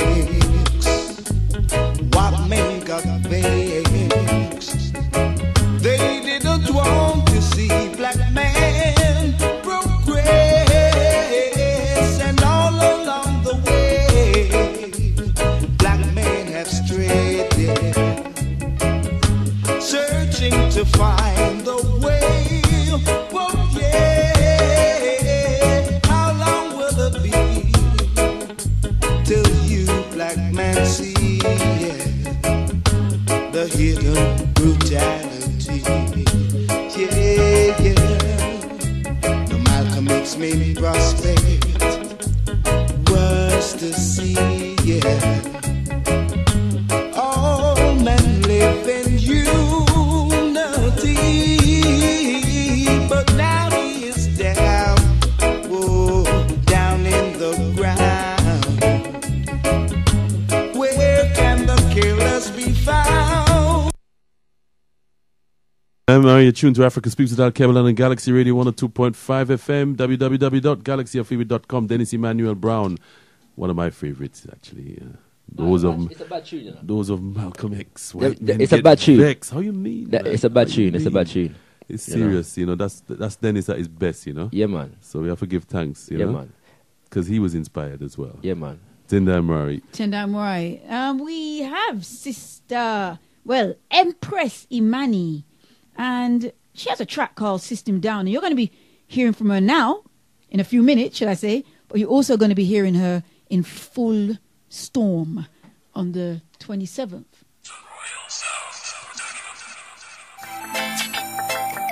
It becomes absolutely essential that we cut out all of the foolishness. Which means now that I've made mistakes, you've made mistakes, but we cannot make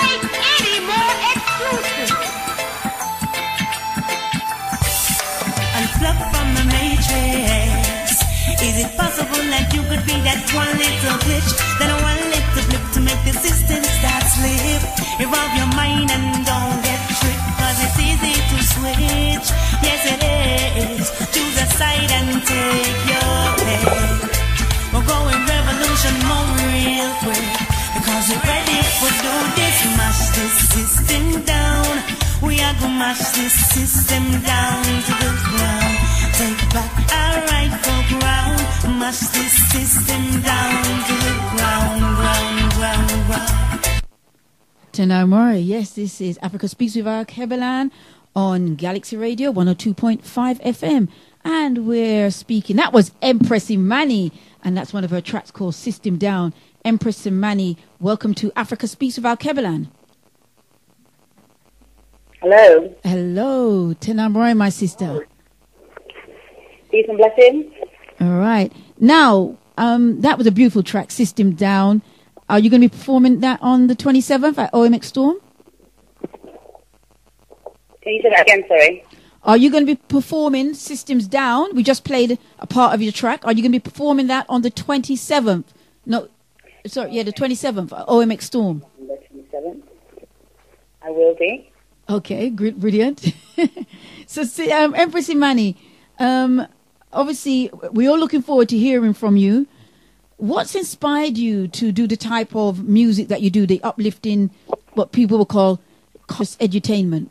What has inspired you? What's inspired me? Yes. For me personally, what's inspired conscious music for me is, first of all, seeing what the degrading type of music is pushed to the forefront. And I think that the youth nowadays need stimulating through music, and by giving them a positive message and something that they can aspire to. I also have a 3-year-old little girl as well, and I want her to be able to sing along to my lyrics and know that it's something constructive that she's singing about. And just in general, I think we need more productive and positive messages in the music. And as a black female, I think that the woman then needs to be pushed to the forefront a little bit more. I think the men kind of take over a little bit when it comes to conscious music, and I think that the black woman has a message to speak to the masses as well. Mm-hmm. So you're basically saying that the type of message that you bring doesn't necessarily conform to what we see on the, the music videos and we hear on some of the what they call mainstream radio. Yeah, absolutely. I think so. And you nowadays, think it's quite you see a lot of negative images, and also to do with the music kind of being broadcasted more than you would the positive messages. I find that happens a lot. Right. And what would you say? How do you feel that young women have responded to your message and your music?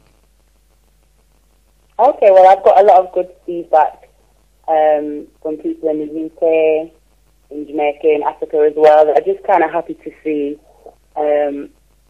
like I was saying, a positive and constructive message coming through the music. So I've had a lot of good feedback actually, and some really good supporters. What would you call yourself? I mean, are you spoken word? Are you a singer? What kind of genre would you categorize yourself? Well, I said I'm a singer that does spoken word poetry, but I do both, and my heart is in roots, reggae, and culture. That's where my heart kind of lies, really. Okay. How long have you been on this scene then? How long has it been since? How long have you been on this scene? Okay, well, I've kind of been fully immersed into the scene probably within the past 3 years, to be honest. And how have you found it? My little girl's 3. So I feel like after I had her, I had this burst of creative energy. And I feel like my journey in regards to being certified kind of started from there. All right. Yeah. Okay. Yeah. I mean, well, we've had the privilege of seeing you at Mosiah Storm. Get so used to saying OMX Storm. So at Mosiah Storm, and I know that you tear down the place then. What we're going to expect, or is that a secret? To be honest, sometimes I kind of just go with the flow and feel out the vibe. Mm-hmm. It might depend how I'm feeling. I might go for a soul vibe. If I feel like I want to burn some fire, it might be a Babylon tune. Mm-hmm. You know, Right. I'm going to kind of go with the vibes that I've got an idea in my head, kind of what I want to go with. Right. And maybe a little surprise as well. That All you right. might not be expecting. Okay, it's good. It's good. Tenamorai, Sister Imani. Tenamorai? Yes. Tenamorai says, yeah. You mentioned roots music earlier on. Are there particularly any sort of female or even male artists that have, again, using that word, inspired you to perform in this way? Absolutely. And for me, Lauren Hill, I always looked up to her as being a female artist that did her own thing and had a free thinking mind, and kind of, she was, she didn't confine herself to that box that society kind of places you in. At the moment, I think artists like Jan9, artists like Itana, India Ari, Queen Afrika, the kind of artists that I kind of look up to and draw inspiration from. Powerful black warrior queens, that have something to say, that has foundation and productivity. And also artists like, I've gone up with artists like Sizzler, Capleton. Yeah. Yeah, so that's kind of Bob Marley, obviously, as well. That's kind of where, I draw my inspiration from. Right, okay. And for the record, Imani is also a Vinci as well. No, so sorry. I said you're a Vinci as well. I'm no. Vincentian. Lord, you embarrass me now. Can you hear me, Empress Imani? Are you denying your Vincentian roots? Oh, sorry, you sound really low. All right, okay. All right, it's my technician. Yeah, I mean, have you performed there by any chance? I actually spent a few years in St. Vincent and the Grenadines. That's kind of where I grew up in my younger years. Okay. So, in regards to roots and culture, to be honest, a lot of it stems from there. We used to go to the Jack Cure concerts, Julia Kelly playing in St. Vincent. We used to run to the front of the stage, Sean Paul, all them people there. So that's kind of where the journey began for me. All right. When I was in St. Vincent. So yeah, there you go. That's where it all started. Well, I'm glad to know that, my sister. I'm glad to know that's where it all started. That makes my day. I don't know about anybody else, but that makes my day. I just want to add as well, I'm loving Chronics as well now. All right, okay. Yeah, so Chronics as well. I went to see him in Brixton last year and got to meet him as well. So artists like that, really. Right. Role models for the youth then, and that are saying something with substance. Well, I know, I know, just like your 3-year-old princess, that a lot of other young princesses are looking up to you for the tremendous work you're doing. It's been a pleasure having you on our program, Empress Imani. Thank you. Tendai Murray. Give thanks and praises. Look forward to seeing you on Definitely. Friday Looking forward to that. OMX Storm. Tendai Murray. Tendai Murray. Tendai Murray, brothers and sisters. This is Tune to Africa Speaks with Alkebu-Lan on Galaxy Radio 102.5 FM, www.galaxyafreeweek.com. You just heard from one of our artists who are going to be at OMX Storm, a night of edutainment dedicated to Omowale Malcolm X. Right. The lines are now open. The lines are now open, brothers and sisters. Yes, the numbers indeed. to call The lines are open, and the numbers are 07538 005 634 or 07983 852 952. You can also text us on 07572 222 156. Tendai Mwari. Tendai Mwari. We have a text here, and it says, "We must not get it wrong regarding Malcolm X and promoting nation building. Malcolm X said he wished he had continued his education to become literate at an earlier stage in his life, which would have kept him off the street. He would have become an exemplary businessman." 2. He said this with his own mouth. For young people, university is better than jail or street life, so we should not diss university. What have we as people created in its place.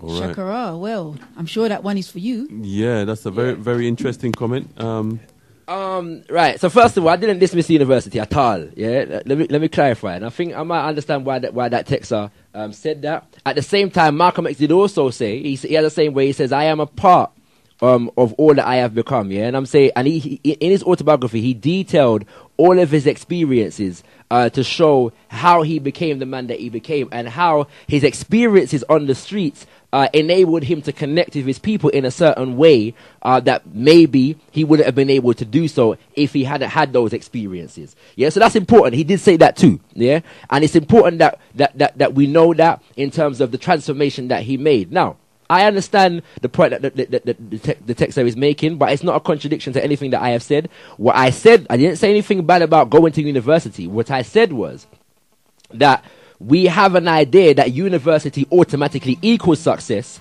when, and the road is automatically a failure. And I'm saying that university success that is not channeled towards our community and benefits our community. If we're talking about nation building, we need to redefine our ideals of success. So I did speak to the fact that oftentimes we have people coming out of universities that have skills, yeah, that are not being channeled towards the community. But the example of Omowale Malcolm X is that he began to influence those of us who were graduating from universities to be able to use our skills, yeah, towards the benefit of our own community. So there's no condemnation of university, given the fact that we live in a society. Effectively, we should be looking to build our own universities. Absolutely. Yeah, but dealing with the circumstance that we're in currently, yeah, it's about redefining our ideal of success, because the university system is not designed to develop free-thinking, well-adjusted black men and women. We have to understand that straight up. Yeah, it is designed to make us refined and malleable agents, yeah, of them and their system, so that the black university graduate becomes the agent of white supremacy that sends the black youth to jail. That's what happens. I guess if the black university graduate had an African-centered foundation, right, that's what we're talking about. He would have a context that's what for we're the talking information about. And the skills he gets. So I think that is probably... That's what we're talking about. Because what's happening, we're going to university, we're getting degrees, and then we join the police force, yeah, and we become part of the stop and search. Well, I can't reconcile the police force. Right. But I'm saying that it's a process of education, it's an occupation, right? And you can go, you study things to become a police officer, if that makes sense. Yeah. You go into the army. What I'm trying to say is that university is designed to make you an agent of the state. So you're a success story, you're a police officer, but yet black youth are 20 odd times more likely to be stopped and searched on the streets, being criminalized at astronomical rates. But because you got a good job, you're a success story. And I'm saying that kind of idea, we have to challenge that kind of mentality. Absolutely. That's what I'm saying. Tina Murray. Brothers and sisters, you're tuned to Africa Speaks with Alkebu-Lan on Galaxy 102.5 FM, www.galaxyafiwi.com, the only brainwashing station. Our subject matter this evening, brothers and sisters, are young people interested in Omowale Malcolm X and nation building. Tina Murray, Sister Kai. We have Kilimanjaro on the line. Tina Murray, Kilimanjaro, welcome to Africa Speaks with Alkebu-Lan. We just hold on there, Brother Kilimanjaro. We're just going to connect you properly so everybody can hear you. Tenda Murray. Come again, Brother Kilimanjaro. Thank you so much. Oh, yeah, we got you. I just want to say greetings to you and your panel. Greetings to you, too. Also to ask if it's possible to confirm or agree or disagree that what Malcolm X was able to achieve in that era, he achieved it due to the conditions that actually faced the Africans, especially with segregation, racism and other discriminations, etc., you know. But in fact, now that most Africans in the United States have gained their freedom, and everywhere else, the Africans have gained some bit of freedom, especially that of freedom of not being chained. But we know most people are still in mental slavery. But what I'm saying is, most people are not even bothered about unity, never mind about nation building. But then again, what I see amongst the Africans and what they're concerned about is more about money and also individualism. And secondly, if you look at our community these days, In fact, you'll be safe to say that within our community there is nothing like starvation, especially with the gyro system. So hence, most people's bellies completely filled up. Hence, they seem to fall asleep. And besides, if there is any starvation within our community as well, it is our own fault, because if 2 million Africans cannot even own industries, can't own banks and insurance companies, etc., especially in Britain where we live, then, it's sad to say that even when some Africans do open up businesses too, it is also killed off by their fellow Africans. And yet, we call ourselves people of conscience and stuff. But in truthfulness, I don't see that. I call most people fakers, because these fakers have made us look ugly, even in our own eyes, because they refused to be won over on the African side, but they are quick to be won over on that of the other races. Absolutely. And sadly, all we can do, and it seems to me that the only thing we seem to do lately and recently is just to rejoice in our own imagination, which simply makes us simply hopeless. And in all truthfulness, when you see high-minded persons who actually see truth and speak of it, and they stand ready for the occasions in the clothes of honest men, but what do they earn back from our community? In truth, they earn nothing back but hatred for being honest. And the way I look at it, it is also sad that most people don't even merit their indifferences, because when people have a mind that's totally different from the norm, people seem to quick to judge them and hate them. But one question too that I would like to ask the African community worldwide is, and especially we that live in Britain here, is where is the chart of our progress, where we measure our own successes, right, to compare how well we are doing from day to day, from year to year. Okay. If we haven't got one, then you'll be simply fit for All right. say that we live day to day without a clue of what day it is. Okay, thank you. Where's our petrol station? Where is our post offices? Where is our supermarkets? Who is feeding us? Who is clothing us? All right. All right, Brother Kilimanjaro, we'll get that out. That question is gone out loud and proud to our community. We give thanks for your contribution. We've got quite a packed line there. Tendai Mwari, we have on our we have coming up on Africa Speaks with Alkebu-Lan on Galaxy Radio 102.5, www.galaxyfreeway.com. Tendai Mwari. We have Brother Colin. Tendai Mwari, Brother Colin. Welcome to Africa Speaks with Alkebu-Lan. Tendai Mwari, and good evening, as the case may be to you. Are young people interested in nation building and Omowale Malcolm X? Well, I've got a slightly different question to add to the discussion without taking it off topic. It's not going to be a popular question, but I think it's a question that somebody has to phone up and ask. Before I do that, I want to thank the Alkebu-Lan Revivalist Movement and the Editor-in-Chief, Brother Olatunji Heru, for an outstanding piece of broadcasting last week, Monday. I do hope that the Galaxy listeners that did not hear last week's program, and that's not to detract from any of the other programs in this series, but I do hope that the people that didn't hear last week's program do get some opportunity to hear it again at some date in the future. The question I want to ask, which is not going to be popular, but I think somebody has to ask it, is this, and I'm going to then put the phone down so somebody can address it. What, if anything, can be done to halt what seems to be an alarming trend amongst young African people in London? I can only speak to London because that's where I live. Young Africans in London trying to become Arabs. This seems to be something that I see around me every day. It's in the media. We had one of them convicted of attempting to do something or the other last week. What can be done to halt the disturbing trend of young African men in particular, but I think young African women are also involved? What can be done to prevent them from trying to become Arabs? Right. Can I put that on the table? It's on the table already, Brother Colin. Thank you very much for doing so. Thank you very much. Very important question, Tendai Mwari. Tendai Mwari. We also have a text here, and it says, "Where did you get the idea more genius is on road than in university. The people who you call genius are the one on the street with its mouth full of crack. ShakaRa, I think that's for you. It's the people you call genius. He said, where did you get... he said, where do you get that idea that more genius is on road than on the street? I'm confused as to why... people are interpreting it that way. You're no. Well, I mean, no. It's not even that. What does having an addiction to crack have to do with your natural intelligence? Genius is a measurement of gifts, talents, and intelligence. Yeah. So one can have an addiction and be a very intelligent person. Most of the people that are on Wall Street take crack.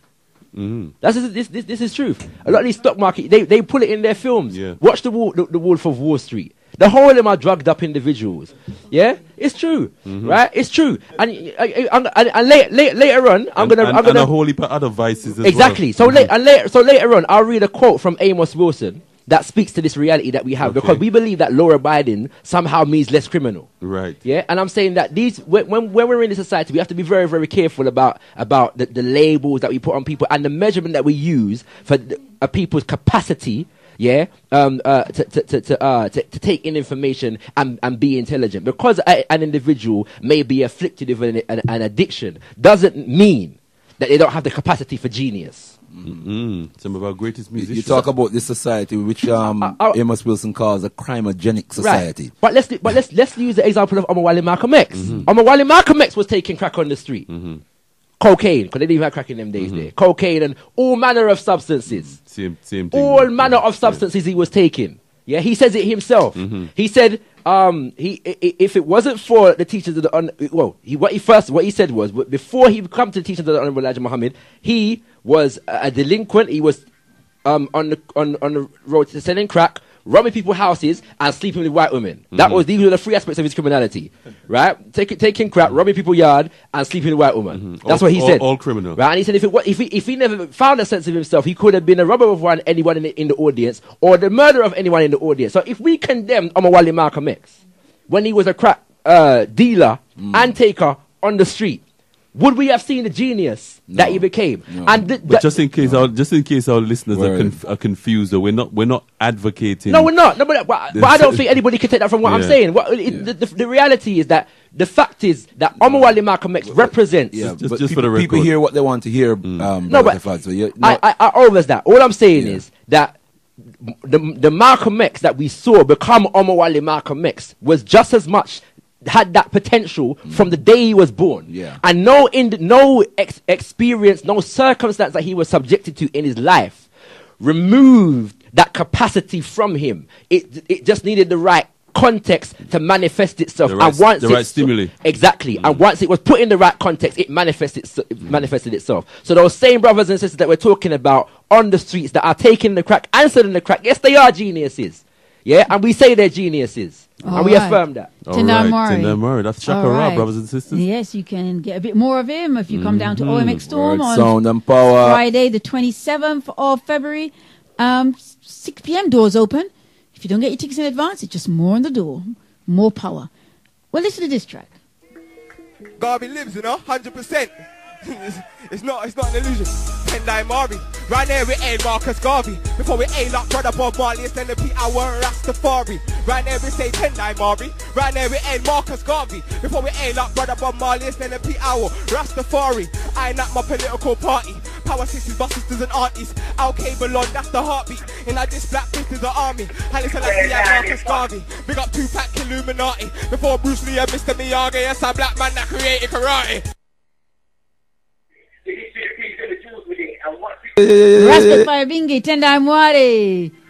All right, Tendai Mwari. Tendai Mwari, Rastafari Bingi. Tendai Mwari. Indeed. You said Tendai Mwari around here? That's all it is around there, isn't it? What do we say around here, bro? Hello, no bonjour. Come on, hold on. We must have a little. You must have watcher. We must have a little bonjour. Bonjour. We don't say hello. Come here, bonjour. We don't say bonjour. Welcome to Africa Speaks with Alkebu-Lan Respect. Give thanks. we're looking forward to you doing your thing on the 27th at OMX Storm. What are you? Well, I think we already know one of the tracks that is going to be dropped on the night. What else have you got lined up for us? Yeah, this year is going to be an interesting one because every time I perform for this Mosiah Storm or Malcolm X Storm, I've never really been doing music primarily. It's always just been a thing that I do on the side. So this year I've been doing music primarily. So I should be coming with I'm going to start off with one called They Don't Know What It's Like. I'm from the perspective of a black youth just growing up in the streets of London and some of the stuff we go through. I'm going to go on to a next song called Picking Up a Gun, which tells a story about a black youth who the system kind of pushes in one way, but the story has more of a positive ending than a negative ending, although it sounds negative throughout it. Then I've got a tune for my brothers and my sisters, you know, keeping it especially for my brothers and my sisters. And then obviously around there we say Tendai Mari. All right. Listen, brothers, my young brother, you are not... Tendai, you're not just a spoken word activist. You know, can you just explain to our listeners the other type of work that you do in our community? Well, I've done ranges of work for the community. There's naturally, but the thing that I'm working on right now is setting up a black platform. I've got a brother who thinks very much like Garvey, and I think very much like Malcolm X, and it's like we've teamed up. And yeah, we're just trying to build a black platform, which is like it can be likened to BET and all of them places that put like Def Jam poetry and all them things there. But the only difference between it is it's gonna stay black. Right. BET after a while it went a bit like white entertainment television. Like whatever we do, it's gonna stay black. Right. But that's the platform we're trying to build on YouTube right now. Okay. Yeah. And I know in terms of our young people, I mean, ShakaRa had a few calls from some listeners who were sort of kind of looking down a bit, maybe on our young people who are afflicted, maybe with crack and cocaine. I know you as a youngster, you actually, you know, you support our young brothers and sisters who are on the street. Yeah. Where our young brothers are concerned, I think the negative outlook is just something that's been ingrained into our people's heads by white supremacy. I think if you look at the whole situation of black youth right now, there's a lot of work, like the main works that I've been doing before doing the platform, is I've been in the streets, just creating a sense of solidarity. Right. Streets, especially after the riot. The uprisings. Encouraging brothers that we're stronger together. We're not fighting. We've got more chance to bring in more income and provide for our families. So, and if you look at the streets right now, the gang violence thing isn't as prominent as it was maybe a couple of years ago. Right. Now I know I've got a movement of like at least 30, 40, 50 brothers, black brothers, who definitely come from a street background, but are definitely about this solidarity thing. And there's so many more brothers to be reached. So people that are looking negatively at our youth, I think they're just looking in the mirror. Sometimes our youth are making a lot of movements, and sometimes we ignore the movements that the good things, and we only want to look at the bad. But there's a lot of good going on right now in our community, and there's a lot more good to come. Absolutely, absolutely, young man. Tendai Mari. Now, in your wonderful track, you've got INAP is my political party. Hope I got that right. Yeah. Yeah. The National Black People's Day of Action is upon us. Why is such a event so important? Why should our community come out to that event? Well, for me, it's like, just for me, it's the image. Like, and I know that there's 400, 500 black people that are coming out for a Black People's Day of Action, and I know that black people are mobilizing. Then what it does, it just allows me to know that my community is awake and aware, and the enemy's not really going to attack us without there being a good amount of people that can defend our community. Mm-hmm. So I think when you take away the Black People's Day of Action, you take away the one day where we have to really demonstrate that strength that we have. Right. So I think it's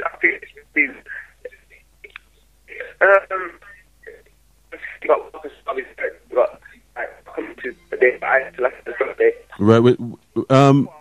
Fire Bingy, we kind of losing the fire a little bit. I don't know if you can move a little bit to the left or a little bit to the right. You still there, bro? Yeah. Right. No. The reception is we're kind of losing the reception a little bit, my young brother. You were just enlightening us about the importance of the Black People's Day of Action. Yeah, that's one of the most important days of the year for Black people. Right. Okay, I think we're struggling a bit there, but we get the essence of what you're saying, my young brother. And just to say that, we have a whole heap of respect for you and the work that you're doing particularly for our young people. So we just want to give thanks, and we look forward to seeing you at OMX Storm. Give thanks, my young brother. Sorry we can't connect with you because of the reception. Tenamai. Yes, brothers and sisters, that radio, the only deep brainwashing station. Deep brainwashing station. Deep brainwashing station. Deep brainwashing station. Deep brainwashing station.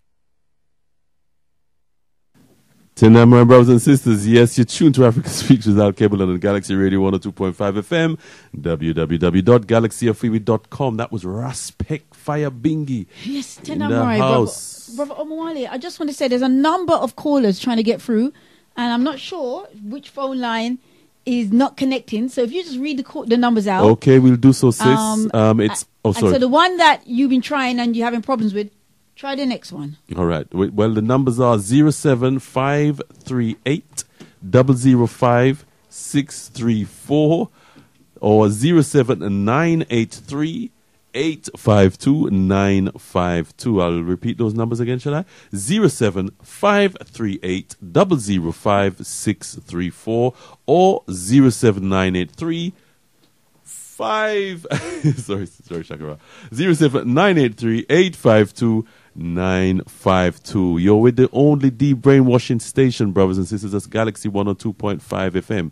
Tendai my brother ShakaRa. That was a nice little interaction between yourself and Respect Fire Bingy yesterday at the OMX. Yeah, Respect's my little bro, you know. You know what I mean? Pure love between me and Respect, That's my brother, my soldier.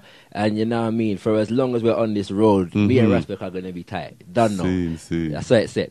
But yeah, man, love that, the vibration. And he's a youth that I respect as well, because you see, when it comes to that last text there that I was dealing with, the man there, Respect is a man who, really does seek to put his hand, right down deep in the mess and bringing our people out of it. You know what I'm saying? And he's had his own experiences in his own life that teach him, you know what I'm saying, to do that. And so that's why I get passionate when I hear comments like that being made, because really and truly we're condemning you as though the youths were given anything different to aspire to other than Babylon system. You see what I'm saying? It's like we're condemning youths for being caught up in certain circumstances as though their community brought them up in a context that allowed them to manifest the best of themselves. You see what I'm saying? And that's not the case. So if we know that's not the case, then we can't condemn and just overlord university graduates for the sake of having a PhD and a BSc and all them foolishness there,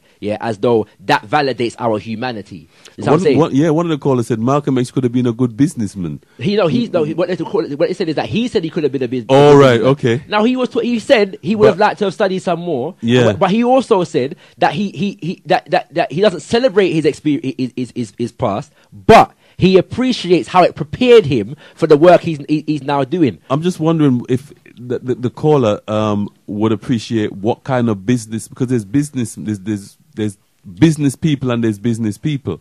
To what extent would he be community orientated? Malcolm X started a newspaper called the Muhammad Speaks newspaper that became the number one propaganda machinery for the Nation of Islam. That's right. And That's made, a business, and man. made millions. Millions. That's what I was going to Right. chip in and say. And made millions. Millions. For the That's a Nation of business, Islam. man. But that was not the only business that he developed in the Nation of Islam. Malcolm X was able to develop economic initiatives in the Nation of Islam that enable the Nation of Islam to employ the children of Elijah Muhammad, most of whom were doing menial jobs, which to Omowale Malcolm X was undermining what he saw as the divinity of his spiritual leader. And so he advanced initiatives in the Nation of Islam that enable the Nation of Islam to employ the children of Elijah Muhammad. That's business. Business. You know, he was able to raise funds through economic initiatives to buy a house in Phoenix, Arizona for Elijah Muhammad because he had a severe bronchial condition. And so in the winter months, he could be in a tropical environment. And that, you know, if you really understand how preserved his life and probably enabled him to live, I am sure, enabled him to live much longer because people were concerned at the time about, you know, what seemed to be is imminent passing. So, you know, when we talk about business, we always want to speak, or too often want to speak in the context of what is certified, suit and tie, and recognized by, you know, mainstream European society. But we have our own mainstream, and Omowale Malcolm X represented that. Omowale Malcolm X's legacy, Papa Garvey's legacy represented that. Or we can create our own mainstream. And if you go among any set of youths, whatever their circumstance, you know, on road, you know, you will see business skills, among them. You will see it. If I get the chance, I will read from the OAAU charter.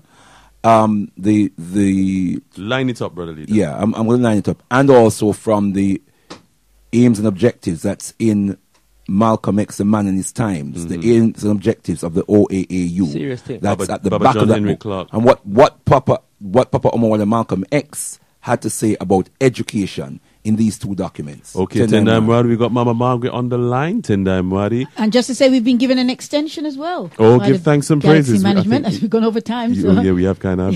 Sorry. So we're given an extension till 10:30. We were giving it before, we just didn't announce it. All right. Tendai Mwari. Mama Margaret, are young people interested in Malcolm X and in nation building? Yes, my dear. I've been listening and I know about Malcolm X. Young son, may I call you my son, in the studio there? Yes. I'm happy that you brought up the fact that what Malcolm X was before he became the Malcolm X that we know him as. One, because there's so many of our children out there who we say has taken the bad path by selling drugs, running gangs, and these people, most of us look down on them and say they wouldn't get to anywhere. Are you listening? Yes, Mama Margaret. And to say, well, you know, you're finished because he's a gang, you know, he's a gang banger, or you're pushing weed or thing, that is the end of your life. But if I can meet more people like you who can tell the youth, our black children out there, that, you know, you can step forward and you could be a great leader. I think it's the best thing you said all evening since I've been listening, is when you spoke about what Malcolm X was before he became the great Malcolm X. And if you can go out on the street and teach that to our young children, I say my young children that's on the street don't know where to go, I think we'll have a better black nation. Yes, Mama Margaret. Give thanks, Mama Margaret. Definitely. Grandchildren might be better than Malcolm X. Definitely. Give thanks. Okay, my dear. Bye, and thank you very much for what you said. Thank you, Mama Margaret. Bye. Bye-bye. That's Mama Margaret, an institution of Galaxy Radio in her own right. We give thanks for your contribution to our program. We have a Mama text. Margaret. Tendai Mwari, sister. Tendai Mwari. It says, greetings, family. I'm enjoying the program and usually like to listen to your show, but feel like I have to support ShakaRa regarding, as I know that genius is found all over. I was a youth worker for many years with young brothers and sisters, and quite a few of them were very bright. But due to disharmony in their life, their full potential was not realized. But that does not mean that they did not have the natural raw talent. They just did not have the opportunity. Support for self-support or self-confidence. And that's from Sister Angela. Tendai Mwari. Do you have another some one there? support there. Yes, I do. And this is from, let's bring that one up. Brother Martin says, how much people could Mikel X debate draw people in England out of 2 million people? I'm not sure the relevance We're going to our of next that. X, you know. You know, Mikel X is a different X, you know? Yeah, I think he knows that. We're not going I there. think We're not going he's there. he's kind of doing the converse. He's trying to Brother Martin said, you did not address Kilimanjaro's point. Please do so. I'm not sure what point. Right. Did speak quite we'll come back to that. There's a couple points I haven't addressed. I haven't addressed Brother Collins' point either, which is an important one. Right, you're going to go ahead with that before the next All right, comes? but- All right. Go ahead. Start addressing at least one of them. Well, I wanted to start with just this quote, yeah, because we're talking about nation building, yeah, Yeah, we are. from Brother Amos Wilson, right? And I call it the problem with law-abiding citizens. He says the major reason why Africa, UK, he says America, but I'm saying UK, is in the trouble that it is in today is because of good law-abiding church-going Negroes. Who do not realize that there is no such thing as a sacred law, but a game that is run by a people who make the law as a means of manipulating and robbing from other people. So when you become law-abiding, quote unquote, you agree with the rules of the game. And if the rules of the game that mean that those who are in control legitimize their thievery, you will go along with their theft of your very life and property because you want to proclaim how law-abiding you are. That's what I'm talking about. Right. And he's a social psychologist. That's a social psychologist saying that. And so I'm saying He that... went to university. And he went to university. And we have to understand... Was he Dr. Amos Wilson said that. Yeah. PhD then, at least. PhD. The British education system is not a system of education as far as black children are concerned. It is a system of socialization. Yeah? Absolutely. So university is not higher education. Socialization into what? Socialization into the British society. Right. So that means that they're developing us to perform whatever role they need us to perform in the British society. University is further socialization, not further or higher socialization, not higher education. So that means, as Brother Leader always says, education takes place within the context of a national, we're talking about nation building, national agenda. That means that if more black youth are going to prison, it's because the society needs them to go to prison. If more black people are going to university, it's because the society needs us to go to university. Every aspect of that spectrum serves the same purpose. Don't think that you're going to university and therefore you are now saved from oppression. Yeah, it just means that you're a higher paid slave.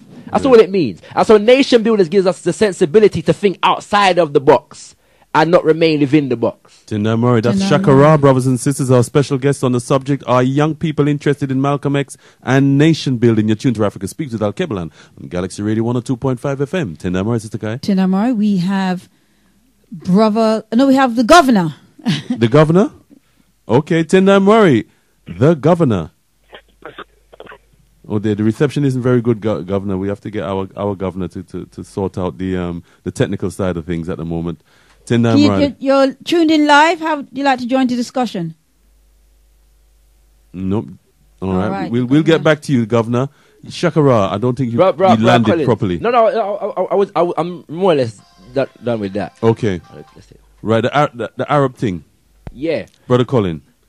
I don't want to start it and have to stuff it, you know. But in fairness, that's a program in itself. Yeah, it is. But it's kind of related to our youth. There's an aspect there why our youth going. So if we can, I'm a journalist and I wrote an article recently for the British Blacklist. Yeah, the BritishBlacklist.com entitled "Reflection on the Legacy of Omowale Malcolm X," where I deal with this particular issue. Yeah, to contextualize.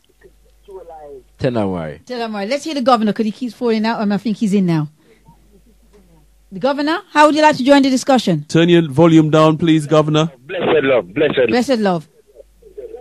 May I tell you, Galaxy is a powerhouse. Young man in a studio. You got that right, bro.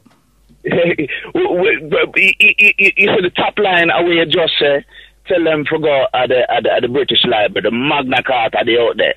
You understand? Yeah. It just where him just say a while ago, the Magna Carta.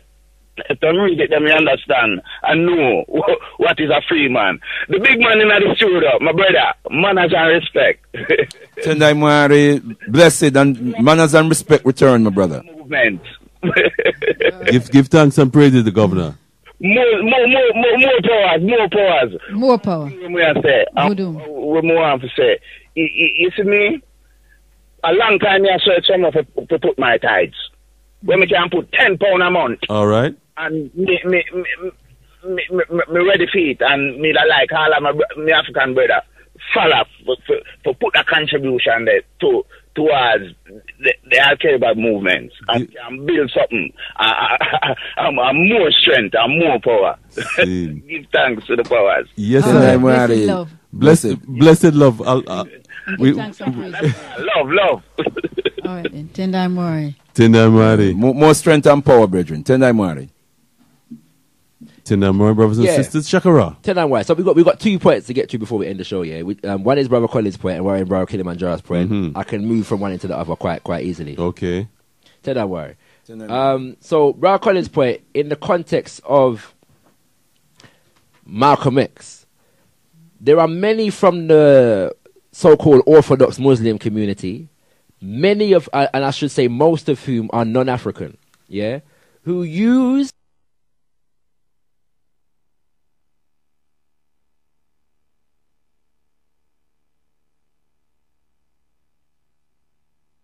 in prisons. And the reason why we lick out against this is because it's a very disingenuous attempt to usurp and co-opt the legacy of Omowale Malcolm X, to politicize black young people in the service of the Muslim, which is in many ways synonymous with the Arabic and Asian world. So what that means is that... about Arab expansionism. Not just Arab expansionism, but even the Arab anti-West agenda, which there are certain aspects of it that we might sympathize with. And so they use that element of Omowale Malcolm X to convert African young people away from an African-centered politicization towards an Arab-centered politicization. I'm putting it in the context, yeah? So it's, for example, Palestine... but it's correct to say that this tendency preceded the war on terror, as it were. Oh, definitely, definitely. So it's Arab expansionism, really, fundamentally. Certainly, but bearing in mind the fact that the issues to do with, for example, the Middle East, Palestine and Israel also precede the war on terror. And so Muslims have been politicized around that for a long time. I'm saying that Africans who... get involved in Orthodox Islam are often politicized around these issues. So this is what Brother Colin is talking about. So we're fighting for the Arab cause as opposed to our cause, and I'm saying that they often use Omowale Malcolm X as a key card in facilitating that recruitment drive. I'll come back to the rest of that after. Okay, Tendai Mwari. Well, we have Brother Bilal on the line. Tendai Mwari, Brother Bilal, Africa Speaks with Alkebu-Lan. You have 1 minute, please, because we are tying up our program very soon. Give thanks. I would just like to ask a question. Yeah, give thanks. I forgot you guys were on, and you brothers were on. Brothers and sisters were on. Give thanks. I managed to tune into the last 20 minutes. And when you quoted the strong-standing giant, one of our great intellectual giants, worker for the people, Dr. Amos Wilson. Dr. Amos Wilson gave a speech, many speeches, but it's usually one quote that sticks in my mind. Is that he said, whereas every maladjustment that affects the African nation benefits our enemy. You expound on that. For example, our failure to control our economy within our community benefits other people in that way. Give thanks. Give thanks, Brother Bilal, Tendai Mwari, Brother ShakaRa. Yeah, no, definitely. And I'll come back to that when I could deal with Brother Kilimanjaro's point, because that's very important. So I'm saying that with regards to this issue now, of the Arabization of African young people, go ahead. The Arabization of African young people. What's happened is, in the absence of a clearly defined nation-building agenda coming from African people based upon our own agency, as we're going right back to the top of the show now, you know. That vacuum has been filled, as Baba Ben says, religion is the deification of a people's culture. Culture informs economics, it informs politics, it informs social order. So because the Islamic religion is very much defined and governed by the Arabic culture, and therefore it is sensitive to political economic issues that are sensitive to the Arab. So Africans who become involved in Islam, not all the time, but often, become Arabized politically and culturally. This is why one of the first things that brothers and sisters who are indoctrinated into Islam hear from their Muslim brothers and sisters is that the Nation of Islam, the organization that Omowale Malcolm X was a member of, is not real Islam. The reason being is because the Nation of Islam provides an Islamic context that speaks directly to the black African reality and context, primarily, first and foremost. It puts that first, before all other considerations. That's what it does. So it speaks directly to our context, yeah, and what we are experiencing, and inspires us to find solutions to those problems. So the individual who's trying to usurp Omowale Malcolm X's agenda towards what they call Orthodox Islam has to sever the tie between the African sense of himself, need to solve his own problems, yeah, using spirituality, and convert them to another way of thinking. So we therefore go to Syria to join ISIL as opposed to join the National African People's Parliament. So this is where we come back now to Brother Kilimanjaro's point in terms of what is the measurement that we have to use to judge our successes and our nation building agenda. This is the vision of the Interim National African People's Parliament. To develop a program of action. And once we develop the program, implicit in the program is the measurement by which we judge. So if we look at the title, Mobilizing Black Youth for Nation Building, but what are we going to be doing on the day? We are highlighting and profiling institutions that are already existing in our community. The African Cooperative Union that is developing economic programs for the African community. Yeah, Black Mental Health UK that is trying to address the issue of black mental health in our community, the issue of the overrepresentation of African people in mental health institutions, the care and the prison institutions of African young people in mental institutions and the prison institutions. Yeah, and so how do we develop social order institutions to be able to have an impact on that care system? From our own perspective, from our own independent perspective, we can look at how we can empower Black Mental Health UK to develop workers, black mental health professionals who study Amos Wilson,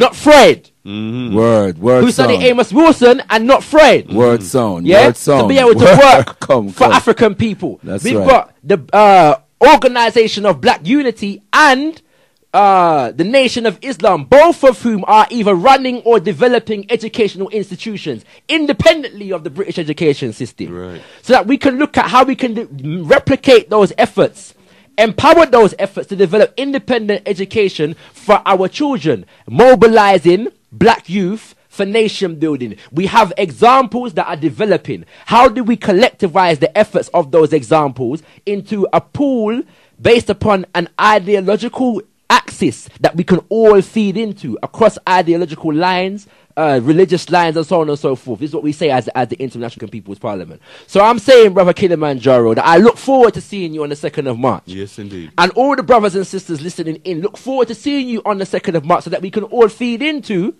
developing this program and defining this measurement for nation building, because this is what Omowale Malcolm X was dealing with. Tenamwari, give thanks, brother. Read the OAAU charter, my brother. Right. My brothers and sisters. Have you got the snippet there, brother leader? I don't think I've got the time to read it. Okay. Give me some direction, but right. Well, if you've got it, line it up on come, brother leader. Tenamwari, just before we do that, I'd just like to there's two callers that called in. But I first want to apologize. We have problems on the line today. One line is down, and the other one, for some reason, we weren't being able to connect, even though we took the call It wasn't connecting. So I do apologize to the number of brothers and sisters who have been trying to get through constantly all evening and haven't been able to do so. Sister Empress said, we have to care. They're our children. We gave birth to them. They're running up and down. They're our children. We can't just leave them out there. We just have to care for our children and, come to the National Black People's Day of Action, my beloved sister. Bring the children. She said she would have come yesterday, but they were quite far out. And we finished early. If you had finished later, she would have been able to make No problem. Come on Kuumba evening, Friday evening to OMX Storm, and then come to the National Black People's Day of Action on Monday. So we still have two very, very important events coming up, my sister, that you and the children can attend, should attend, and will be much fulfilled and we have from the experience. Tendai we have Sister Karen, and she said, this is slightly off the topic, she said, a UKIP member of Parliament or person said they don't like Negroes, and she said Dwayne Brooks said the person is not racist. Just wanted to hear our views on it. She's been discussing on LBC all day. I'm not really sure they've been rinsing it. Yeah, they've been rinsing it on LBC. Another subject for another time. Another subject for another time. Sorry, it's in the ether, sis. So we it needs addressing. It needs addressing properly though. Not in about 2 minutes. Shout out Dwayne Brooks though. We do disagree on certain issues, but we respect. Much love, love. We look forward to seeing him at the Black People's Day action also. Yeah, he's been through hell and back. So you know, we hope and pray that we'll see him. Well, we have the healing balm, we have the healing balm, it flows from the heart of love. He's our son. He is our son, and Tendai, Brother Leader, are you ready? Well, we have a track. I don't know if we're going to play the track or we're going to hear from Brother Leader. Yeah, well, I'm going to pass on reading the charter, the excerpt from the charter, but just brothers and sisters can get the charter online. And I will be basing much of my message, because I will be speaking at the National Black People's Day Action on behalf of the Wild Up Youth Corps. Okay. On the OAU charter, because that's part of the remit that I have been given. Right. So, come down. If you want to hear it, come down to the National Black People's Day Action. There you go. March so I don't need Black People's Day of Action. Black People's Day of Action. Name it and claim it. All right. All right, What's our motto? Nation building. What's our motto? Nation building. That's our mission. That's our mission. Right. Commemorate, evaluate, organize, to liberate. All right. They're out of practice. But the motto is nation building, brothers and sisters. The mission is nation building. I think we need to move. Let's move swiftly on, please. No, yesterday was a long day. We're all a little bit a little bit jaded after a beautiful, inspiriting day. I'm in the category of black youth right now. Yeah, man, we're rocking with the weight of the spirit that we're carrying at the moment, brothers. Okay, can I bring the program back to some order, please, brothers and sister Tendai Muradi. Brother Leader, please proceed. Tendai Muradi, time is against us. I will direct brothers and sisters also to the. Can you give us the address of the the web address of the charter? You started on the charter. You didn't give the address, web address. Just Google OAAU Charter or Organization of Afro-American Unity Charter. Thank you. And it will come up. Okay. Tender. And just look under education. Right. For Papa Omowale Malcolm X's pronunciation or his philosophy on education, and it really coincides and concurs fully. Was delivered this evening so brilliantly, I must say, with a brilliant expose from ShakaRa this evening. And also, if we can get a copy of, or if you indeed have a copy of the book Malcolm X, The Man and His Times, go to page 335 for the Organization of Afro-American Unity, a statement of basic aims and objectives, and there is a subsection on education. Brothers and sisters, and just to say, I'm just going to read a little bit from that. Our children are being criminally shortchanged in the public schools of America. Same thing here in the UK. The Afro-American schools are the poorest run schools in New York City. Principals and teachers fail to understand the nature of the problems with which they work, and as a result, they cannot do the job of teaching our children. The textbook tell our children of nothing about the great contributions of Afro-Americans to the growth of and development of this country. The Board of Education's integration plan is expensive and unworkable, and the organization of principals and supervisors in the New York City school system has refused to support the board's plan to integrate the schools, thus dooming it to failure. And just another piece I'm going to read from that sub-heading, brothers and sisters, on education. The first step in the program to end the existing system of racist education is to demand that the 10% of schools the Board of Education will not include in its plan to turn over to and run by the Afro-American community. We want Afro-American principals and to head these schools. We want Afro-American teachers in these schools. We want textbooks written by Afro-Americans that are acceptable to us to be used in these schools. So he's calling for African-centered schools that can give our children an African-centered education and prepare them for an African life of nation building. That is what Papa Omowale Malcolm X regard to be the value and the importance and the ethos of education. Indeed. Tendai Murray. African schools for African children. Very simple. Tendai Murray. Word sound. And just to say, I said in my message yesterday, and I'm going to close on this, brothers and sisters, I made reference to Tony Sewell's book, Black Masculinities, and where he talked about how the education of African children in this country was regulated through disciplinary power into two categories. One was humbled, emasculated conformity. Humbled, emasculated. That means you must be submissive. You must have lost your manhood so that you can conform to the system.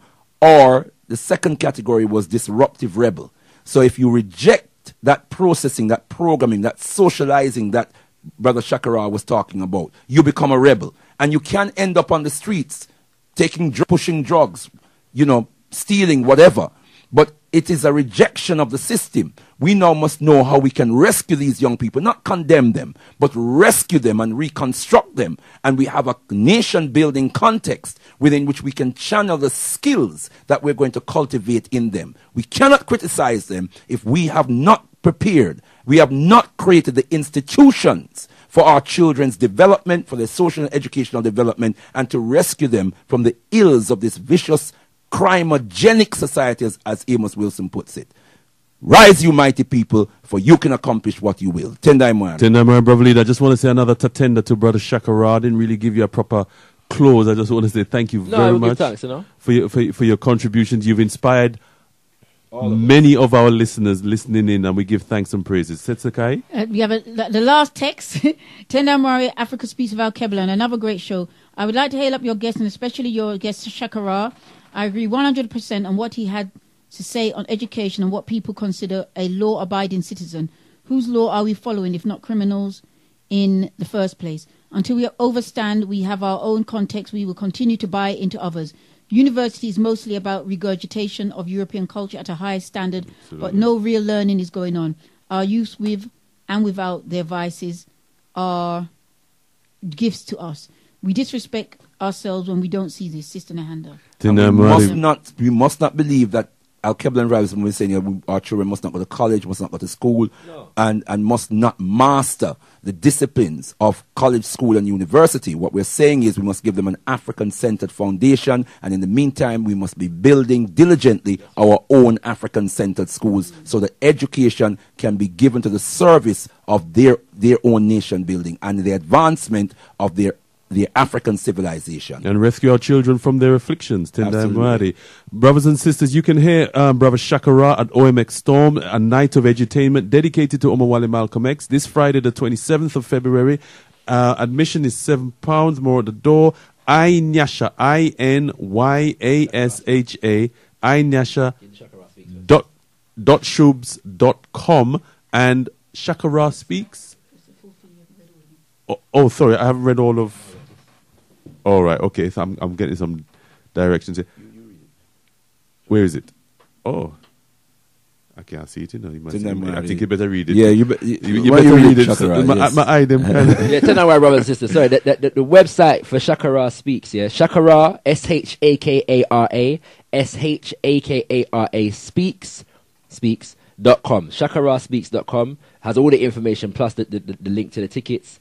And also you can get the article that I wrote on Omowale Malcolm X at www.thebritishblacklist.com. It's a feature article at the moment, so check that out as well. Tenamwari, give thanks, Brother ShakaRa, and also, brothers and sisters, you can hear from Brother ShakaRa and our young people and our community at large on Monday the 2nd of March, the Black People's Day of Action, the day we have named and claimed as our own. As Sister Magina said, who we thank also for her contribution this evening. Where's it taking place? For her contribution this evening, the Black People's Day of Action on the 2nd of March at the Karibu Centre from 1 p.m. That's 7 Gresham Road, Brixton SW9. As Sister Magina said, come out to university, come out to college, work, etc. This is your day, brothers and sisters, and parents. You might want to take your children out of what the Nation of Islam, Louis Farrakhan, calls the killing fields. And bring them to the National Black People Day of Action. And this is what we call a national cultural imperative, brothers and sisters, a national cultural imperative which we are all compelled to observe. And it happened exactly on a Monday, 34 years ago, when our children literally just walked out of the schools and just joined the march. It was very, very powerful. Tendai Mwari. Right, this has been Africa Speaks with Alkebu-Lan on Galaxy Radio 102.5 FM. Join us again next week where we talk it straight and make it plain. We just want to give thanks to all, particularly the management of Galaxy Radio and our producer, Brother Olatunji Heru, and all our brothers and sisters who contributed this evening. Tendai Mwari. Everyone loves the Gambia. Everyone loves the Gambia. Tropical paradise.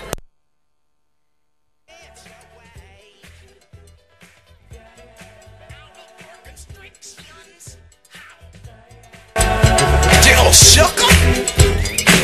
Here's a chance to dance our way out of our constriction. Gonna be freaking up and down the hang-up alleyway. With a groove I only got, we shall all be moved.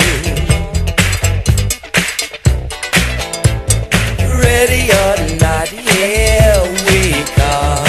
Getting down on the one which we believe in. Can I get it on my foot? Good God. I'm gonna get down one time.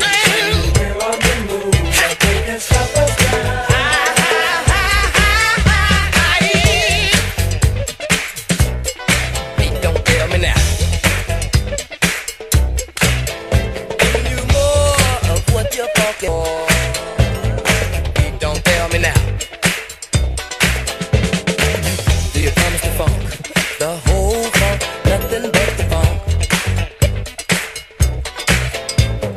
Ready